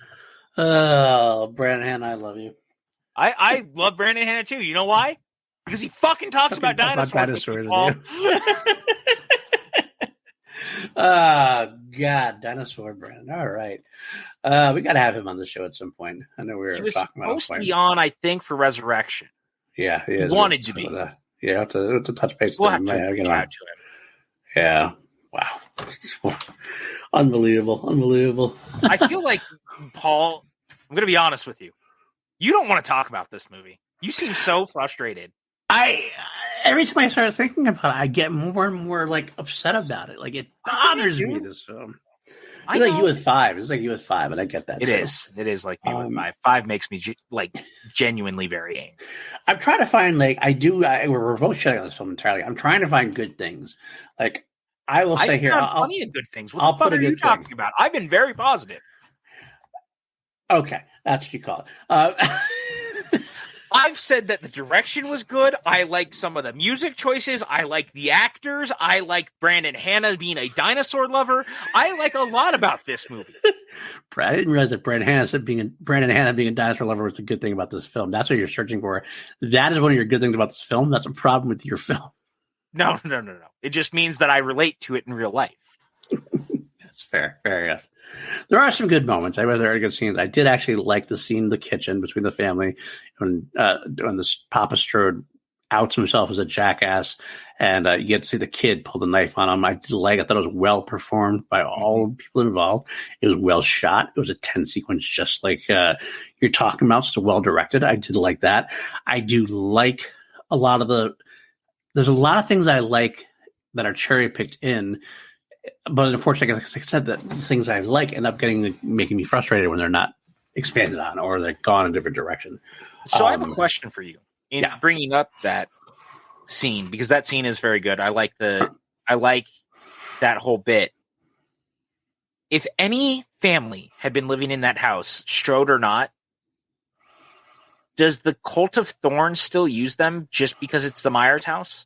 That has to be the assumption, right? Because I don't think it was a blood thing, and I don't think it was a name thing. I think it just happened to be they were there. Well, I think I can't remember if there was actually a line in the film or if I read an interview or something. I'm pretty sure it was actually a line in the film that Loomis said or something that the Strodes living there, basically anyone who lived in that house, Michael considered family. Oh, maybe that's it. Yeah, so it proves my point then, right? Right. It could have been. It wouldn't have mattered who lived there. Right. It would have been them. It would have been which makes everything worse. No, makes sense. But I'm saying it makes it worse in a way, because it seems like it's such a. I guess it does explain a little bit my question before about using the little boy. Right. It almost makes me wish it was not the Strodes. Yes. You know what I'm saying? Because at least then I buy into it could have been anyone instead of forcing it to be the name of a family we already know. What good is it that the Strodes are the one who lives there? Right. Nothing. See what I'm saying? Yeah, nothing at all. Okay, so I'm not totally crazy for thinking that. No, not at all. I agree. Okay. If it was somebody, I think if it was a different family, it actually might have been better. Yeah, I do too. And that's why I'm bringing it up, because again, I think that this movie has a lot of really good ideas that are not necessarily executed all that great. Right. at times, and this is one of those times. Now, however, I do think that all the sequence in the Myers house after the fair are really well staged and really well put together, and it actually creates a super tense lead into the third act. I will give you that. I will think about that. I do like how it's set up. I mean, the only thing that's weird about it is how easily Marianne Hagen starts following Tommy. It's basically a switch. Like in the beginning of the film, like he's staring at her through the window. She's freaked out. She's driving by his house. He's kind of staring out at her. It's like, oh, he's this weird guy. Oh, blah blah blah. And all that, like she's all freaked out about him talking dinosaurs with her kid. And all of a sudden, he's still like, okay, but I'm going to go over to your house and hang out with you. And like, it's like, well, what changed that all of a sudden the serial killer dude seems like I'm going to go trust him and be in his house at this point. Like, it just seems off. However, getting past that, once you do get past that, which I can because it's a horror movie and sometimes things happen and things like motivations change and things like that. They're questionable, but if it works, it works. Once that is out of the way, it is well shot. It is well crafted. The reveal is solid enough. I mean, we knew it was coming, but the reveal itself is still pretty good, especially the involvement of how many people are involved. And I get serious Wicker Man vibes from the reveal, where it's kind of like everyone is involved. Like it's way less well done than the Wicker Man. That's true. Yeah. But yes, I do get the idea. It's like, oh my God, look how many people were actually involved in this, and it's actually kind of fascinating. Ooh, I just thought of something I want to put up. I'm sorry to interrupt. You're fine. I don't think I had more to go off of other than I get Wicker Man vibes. Not Nicolas Cage, Wicker Man vibes, mind you. I want to point out the good, something good. There's a sequence in here that actually is a very well done, well crafted throwback to the original Halloween film. Mm-hmm.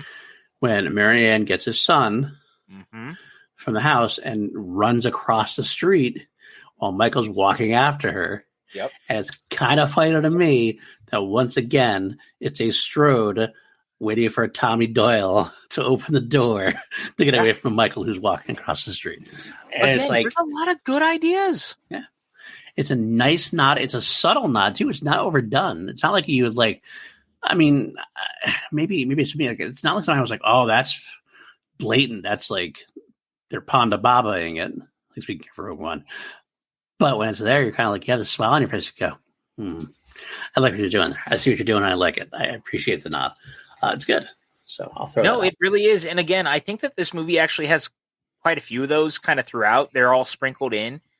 It's very clear to me that the people who were involved in this, between Joe Chappelle and Daniel Ferrand, they actually gave a shit about this franchise. The problem is that they were dealt a bad hand coming off of 5. And they had to be the ones who tried to clean that mess up. They probably should have just picked up from 4. Yeah. They really probably should have. We should have ignored 5 and jumped ahead and seen where Jamie was now. Yeah. Yes. Well, yes. The only problem is going back to 5 again is that like there was still going to be that mandate from Akkad who made this mandate and it was one of the worst mandates he could have made. That we weren't going to explore her evil side anyway. So we still would have had that like but foundation. I still think that at least you don't have the thorn shit because that like all that goes away very quickly without 5. And I will say also that the difference between going from Daniel Harris's Jamie from 4 to 5, where it's like a year later versus couple years down the road, 6, 7, 8 years down the road, you could explain the return to good or the less evil. It comes off a little different because it's kind of like that word. That's how it happens in Friday the 13th when they have the Tommy Jarvis thing. Very close to going from 2 to 4 in that time frame. And you could kind of create a mirror version of what Halloween 4 was doing Right. And the return of Michael, but this time it's the return of Jamie. And you could have played with it. You could have. That's not what happened, and that's a bummer. Yeah, that was a bummer. And I know that that's ultimately the thing is about this movie. It's kind of a bummer because it doesn't matter. It had to follow up some dumbfounding choices, and that ultimately hurts this movie a lot. And I think that's I'm going to walk away from this the most bummed out always that they just got dealt the world's worst hand. Yes, very true. Very true. And then it's when we hurtle into the third act and everything goes to shit no matter what they try. Yeah, there's no saving the third act of this movie, no matter how you cut it. You were going like this. Yeah, I figured that we can go take a break and then we'll come back and go into act 3. So, okay, cool. I'll be right back. Break time. All right, yeah. And we're back, a dinosaur story, because, we took a break. I'm going to be honest. I had to pee. PLD's tired of hearing me be optimistic. He's like, PJ, please shut the fuck up. I don't want to keep hearing about this. But the truth is, I really like this movie, regardless of how hard I'm being on it. But, we're here now. At this is that road I was talking about, right? This is the third act road. And we're divergence. The divergence is the best way to call it. This is going to be the hardest part of the conversation because this is where no matter what, I don't think there's a good outcome for either of us. No. And this is about where I'm about to be the worst and the hardest on this movie. Okay. I'm here for that. No, you're not. You don't like when I'm not optimistic. That's actually very true. Honestly speaking, you've been a little less optimistic recently. I've noticed it. I've been like a little sad. Like my little boys growing up getting a little too cynical for me. But so this has actually been a very good thing. I'm hearing you being optimistic again. I like that. But in this case, I got Halloween 6. Like let's pump the brakes a little bit. I was only hard on Halloween 5. When have I been cynical about anything else? Well, we both actually didn't like Halloween 2 very much. It's time through either. Okay, yeah, but I although I'll say this. So I went to Spirit Halloween today. It was the first time I'd been in a Spirit Halloween, and I can't tell you how long. Oh yeah. I genuinely probably hadn't been in one in almost a decade. Okay. When did Spirit become cool? They have so much cool shit that's not just costumes these days. Really? I bought 4 wine glasses, one of which was a Halloween 2 wine glass. Not kidding. Halloween 2 wine glass. Because I'm guessing it's a rights thing with Universal. Okay. But I got a Trick or Treat wine glass, a Friday the 13th wine glass, a Halloween. I said Halloween 2, right? Yeah. Trick or Treat. I said, what else? A Beetlejuice. And one other one that I'm forgetting off the top of my head, which is not a great sign about my mental capacity. I bought a Haunted Mansion pillow. Not kidding. Of the 3 hitchhiking ghosts. I love it. And I bought 2 doormats. One for my front door and one for my back door. One is a Haddonfield one. It says, "Welcome to Haddonfield. Have a knife day." Nice. And the other one was a Camp Crystal Lake. Perfect. Dude, Spirit Halloween is fucking cool. I'll take a look. I haven't been to one in a while. I mean, last time I went was my kids were getting costumes and things. So I might have been kind of in and out. I should actually get to go and take a look around and actually browse and see what I can find because that stuff sounds kind of fun. They have tons of decorations and shit now too. And they're all in on the trick or treat this year, which I thought was super cool. There was just so much trick or treat merchandise. Right. But yeah, so I got a bunch of wine glasses and stuff, and Spirit Halloween is super cool, which leads me to bring up that there is a Spirit Halloween movie. I totally forgot. It is coming out next month, and Christopher Lloyd is in it. That's true. That is very true.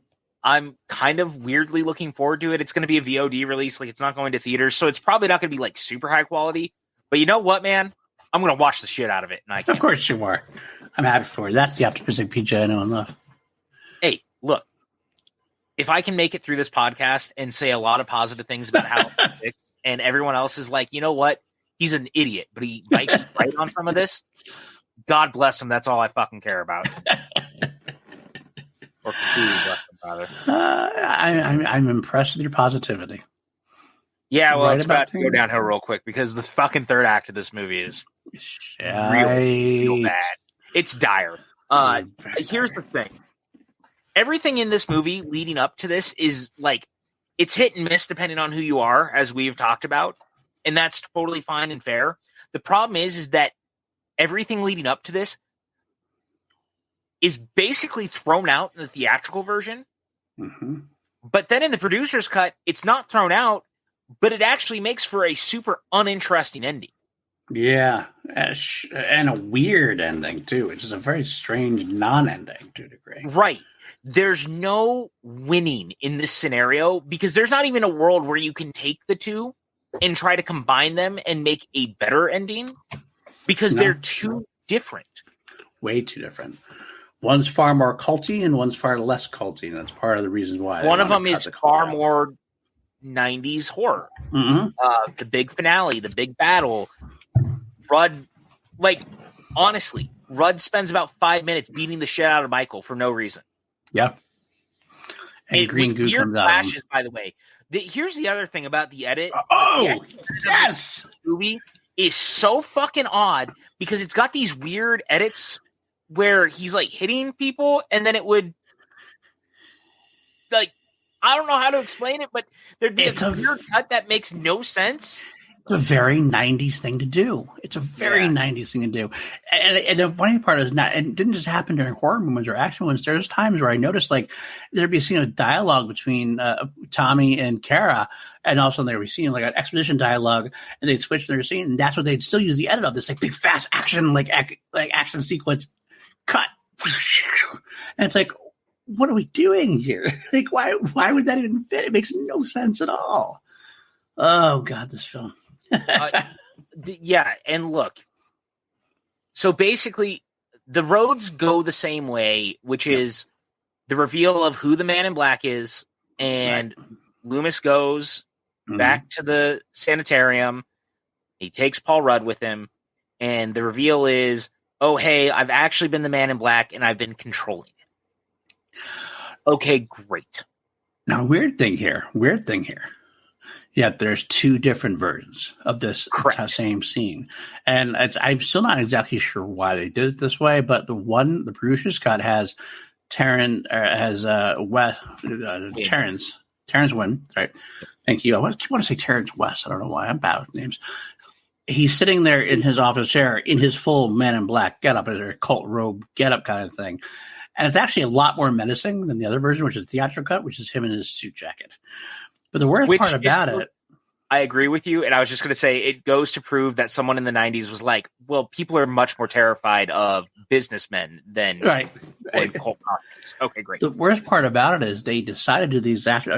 I don't think we actually mentioned this, but Donald Pleasance actually passed before the reshoots. There are reshoots in this film after the producer's cut to make it the theatrical cut work for them, to try to make the theatrical cut work. And Donald Pleasance had passed away in between that, so we never got to finish some of the stuff. And that's partially one of the reasons why I think, beyond him being old, I think that's another reason why Weinstein cut him out from the film, a lot of it, because they cut out a lot of the scenes from reshooting the stuff. They actually reshoot the scene, and obviously Donald Pleasance isn't there to reshoot it. So the Donald Pleasance stuff is the same as the producer's cut.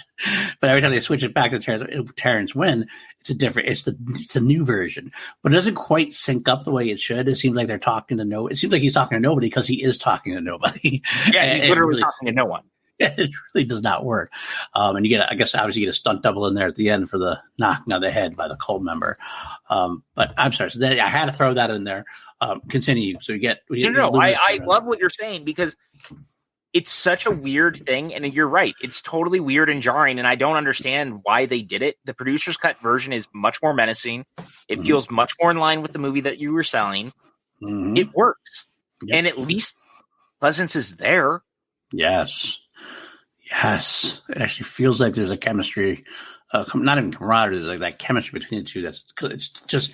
And I didn't say that as a good thing, like, oh, they had great chemistry, but there's much more chemistry between two people actually sitting on stage together talking than somebody not being there and talking. Oh man, it's just such a weird choice. But so this whole thing goes down where basically they're trying to find Kara, who's been taken, Right. and the producer's cut is basically they're going to perform a ritual, Right. with Kara, Right. and it's a weird. Not really sure how to describe it. It's just very odd. Yep. I'm not really sure the point. I'm going to be honest. I don't either. I'm not sure. Who is sacrificing who? Why is everybody going to sacrifice? What does the sacrifice do? And why? What's the point of the child then? No clue. Not a clue. And that's the problem. Once again, we were handed like this weird fucking card deck coming off of 5. And now they're like, well, now we're in this position where we have to do this, but now the cult doesn't really make sense because and maybe I'm just dumb. I've seen this movie a bunch of times, and maybe I'm just dumb, but I really couldn't figure out exactly what it was they were trying to do. I mean, I know that the idea was if they sacrifice one person, then it saves what is it? They said that if you sacrifice one, you are protecting the whole tribe, right? Right. Yeah. So that's the idea is, well, if we do this, then we all survive. But it also seems like they're trying to replace Michael. Like right. Whoever, but so Michael sits there and is helping them find his replacement. Like that doesn't make any sense to me either. It's like, where are they? Again, it's the Michael as a tool thing, which just totally blows my mind. It's like, I get they come so far, they kind of got to commit to it, but it blows me away when it's going to this overt that he is not the same Michael that we knew from 1978. No, and so I'll say this: the producer's cut's at least better overall because it feels more in line with the movie that we set out to get to this point. Everything about where it's going makes a lot more sense. You have a lot of the stuff with Tommy where all the things that he was talking about when it came to the cult of Thorn and Sam Hain is actually useful and used here, right? Which is great, which makes Tommy feel not useless.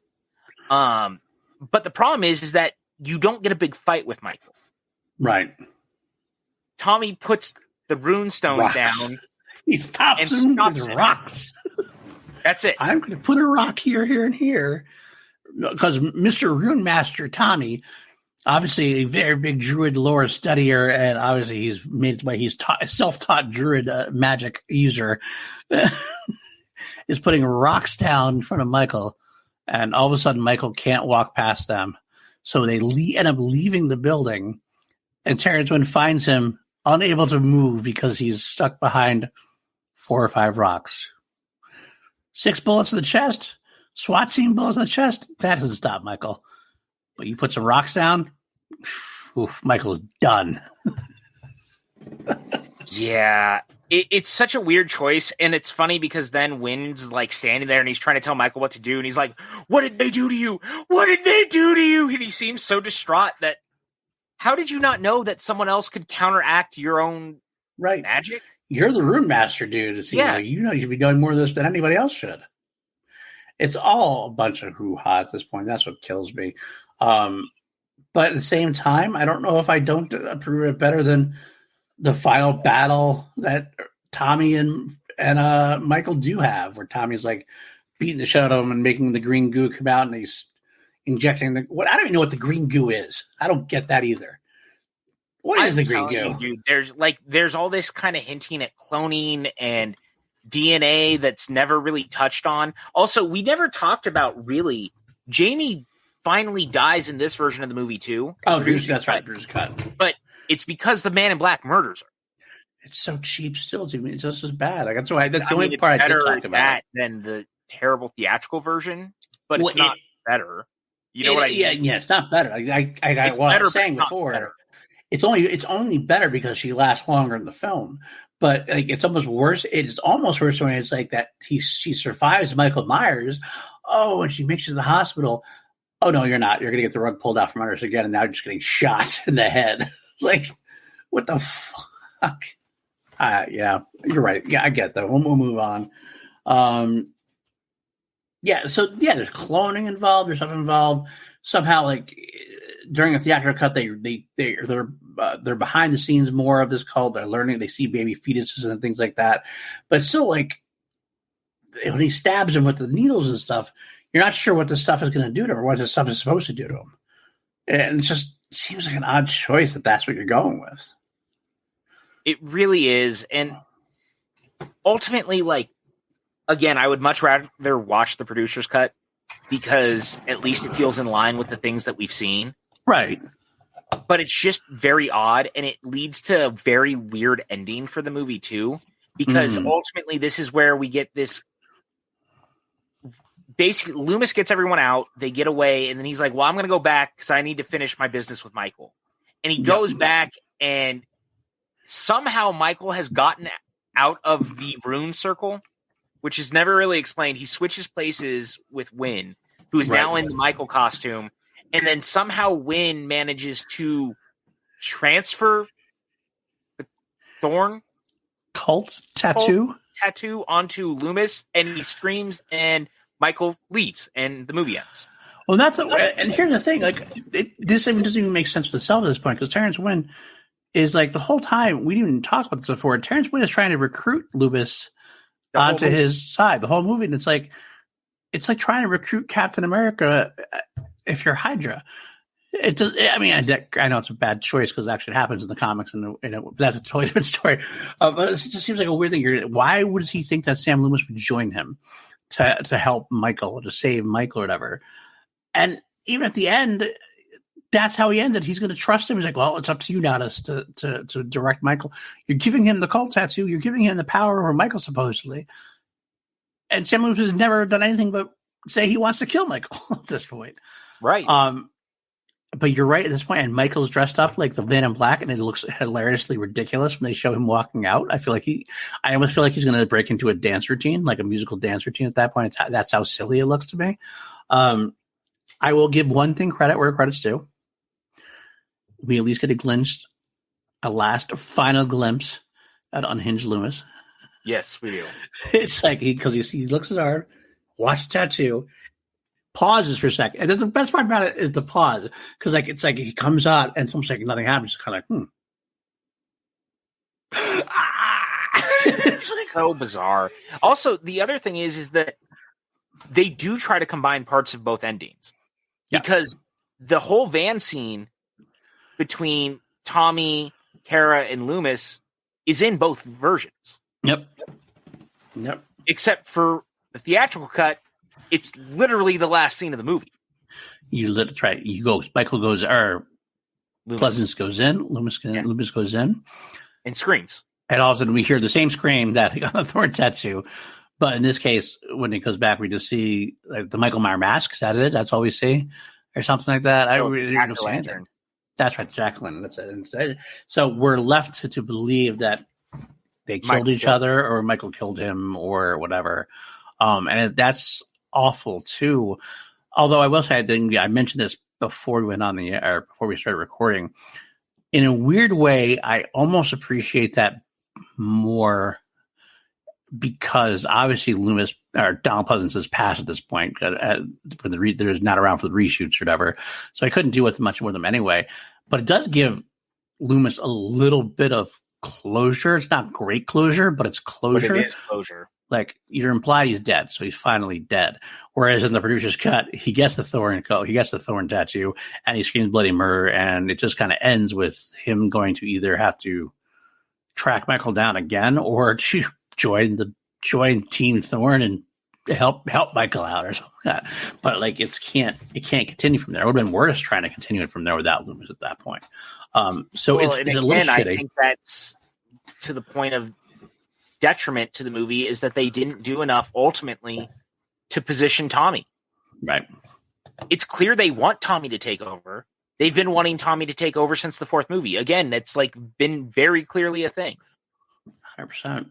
And yet we never get there. And it's a weird thing, because the movie's clearly jockeying him to be the new Loomis. He's well articulated in that capacity. He's as deranged as him. He's been through this before. He believes the evil in Michael. Everything is set up. It's basically a Loomis origin story. Yeah. Like, that's what this movie is. Yeah. If you go back and watch this, and I mean, look, some of you are like, why would we ever watch this again? Watch it with new eyes. The eyes are, ultimately, this was a movie that was the Loomis origin for Tommy. Yeah, I'll go with that. I'm actually agreeing with that. But... And it was right there. It was right there. And they still managed to drop the ball. Yep. It's weird. It's very strange. It's very strange overall. And that's, it's an abrupt ending. It just ends in memory of Donald Pleasance. And that's the end of the movie. I think both endings are pretty abrupt, to be honest. Yeah, there's no real closure in either of them. Yeah, and that's another thing that makes it a bad ending for a movie, except for the fact that it's over. The theatrical cut has some interesting stuff where Tommy's kind of like skulking around the hospital. Yeah, I mentioned that a little before. Weird cult members who Michael has started killing off one by one. It's very strange. It's a very strange choice. Yeah, there's like a whole sequence in the hospital where they're trying to avoid Michael, and there's way too many strobe lights going off. But shot well. Actually, I do like how it's shot. 100%. And that's ultimately kind of the thing with this movie is that at the end of the day, both cuts of the movie have good and bad. Mm-hmm. The biggest problem is that there was no one who was on the same side of the story they were telling. The producers, the director, the writer, no one was quite on the same page. And I think that's this movie's biggest detriment. Yep. It's fun as fuck if you can get on board with the movie's wavelength. But ultimately, as I said, it really doesn't have a point. It doesn't go anywhere. No. So what's the movie for?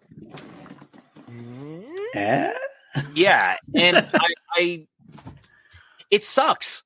I hate saying that because again, you can tell I really enjoy this movie. I think very highly of a lot of the ideas in it.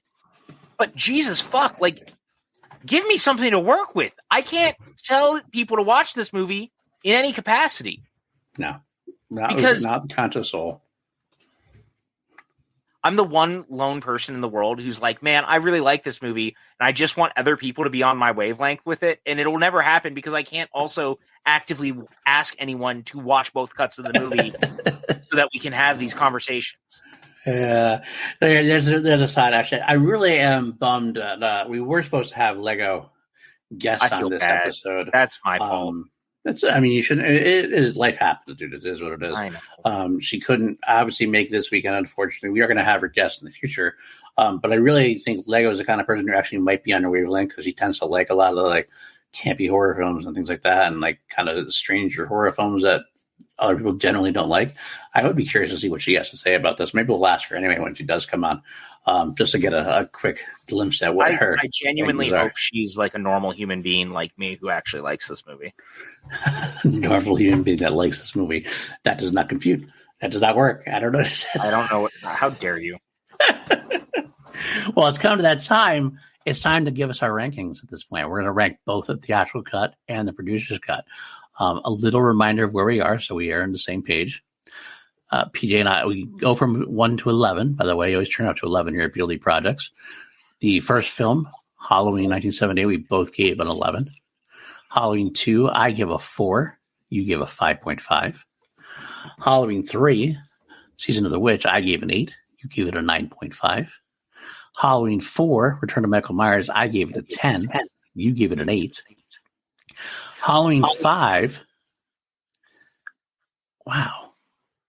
This is actually kind of funny to me. Halloween 5, I gave a 4, and you gave a 5.5. How is that fucking possible? After the conversation we had, I don't know how that actually works.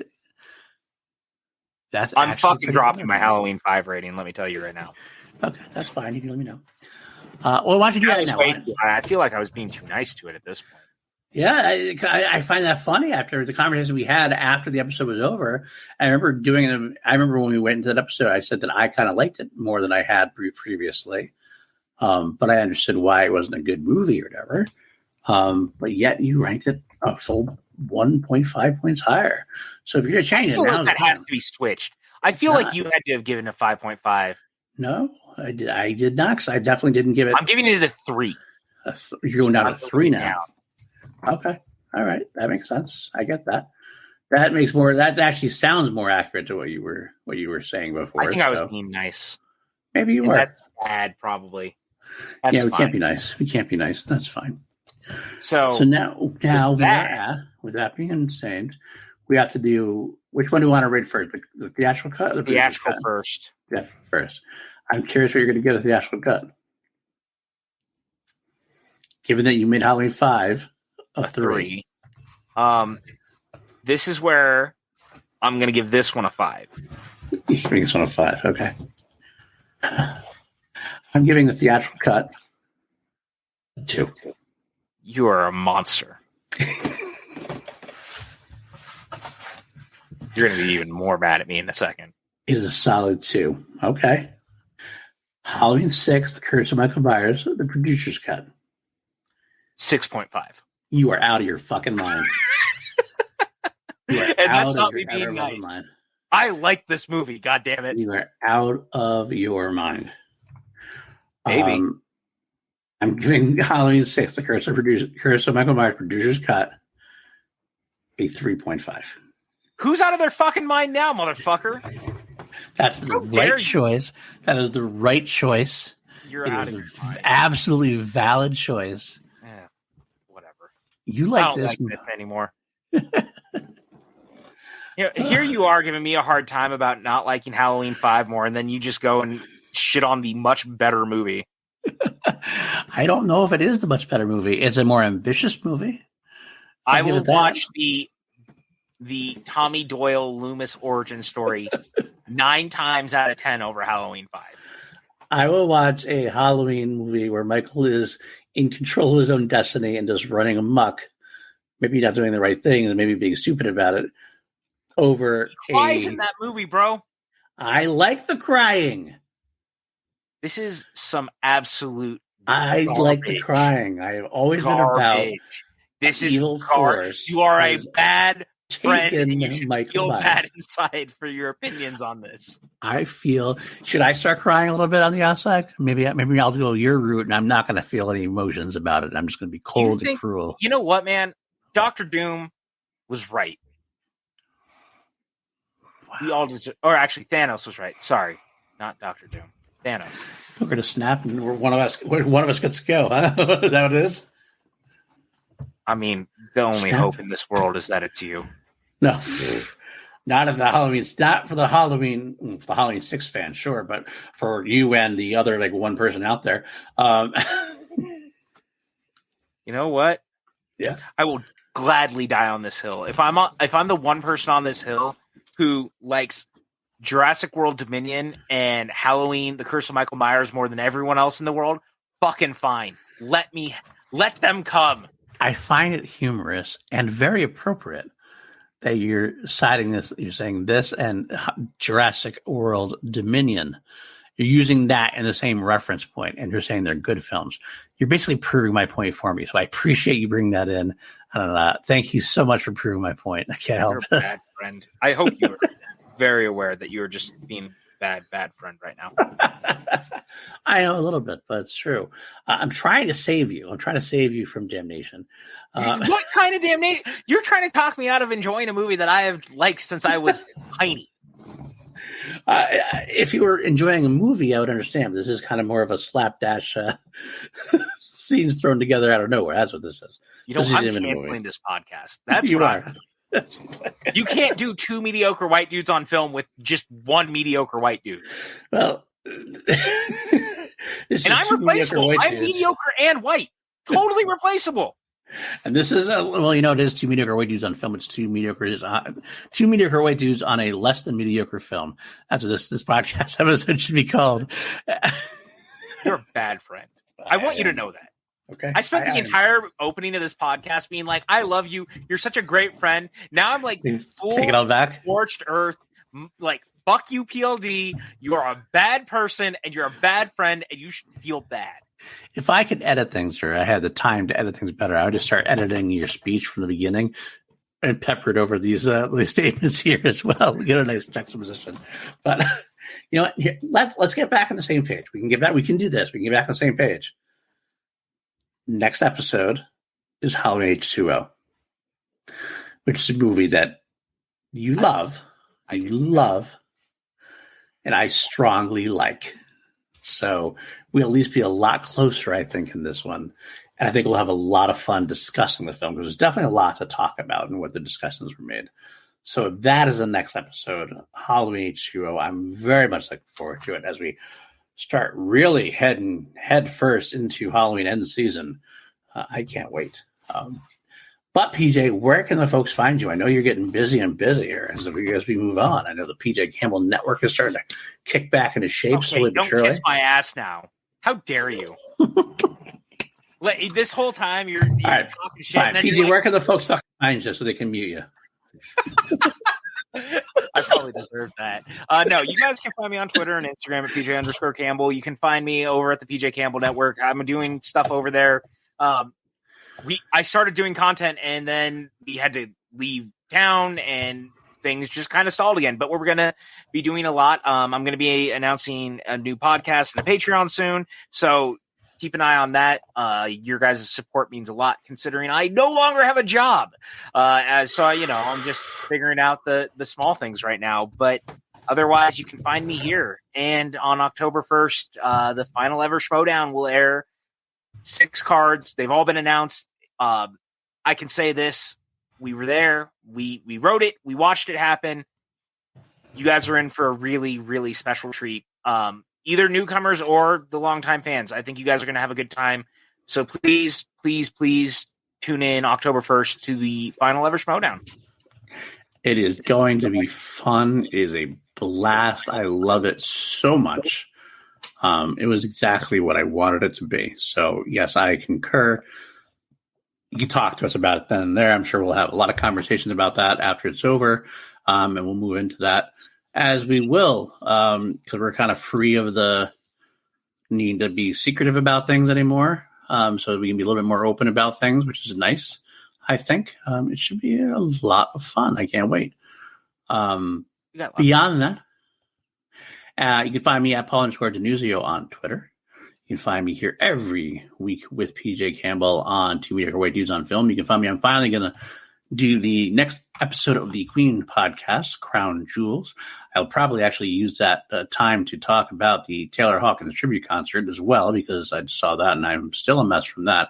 You're going to get the Queen podcast. It's funny because usually when I do this, I usually put the Queen podcast up on Tuesday, and this goes up on Wednesday. I'm actually going to shift it around, I think. I think I'm going to put this on Wednesday, and I'm going to put Queen up on Thursday, so that I can have Tuesday, Wednesday, and Thursday shows, because Tuesdays, I do Class Action on the PLD Project's YouTube channel with Richard Eric Jarvie and Maddie Gunner, where we recently broke ground, which, for some content creators isn't that big of a deal.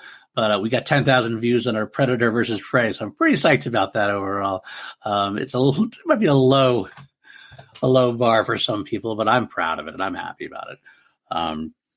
Of course, also patreon.com/PLD Products if you want to join us there. I'm promising you we're going to get back into our content. We kind of got delayed with August.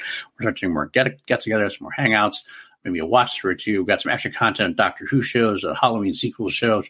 We're going to get it done. It's going to be a lot of fun. Please join me there. You can join these fine people there. You can join Daniel Ramirez, Brandon Buckingham, Brandy Parker, Jeff Alterman, John Lestrina, Kelly W., and a few others as well.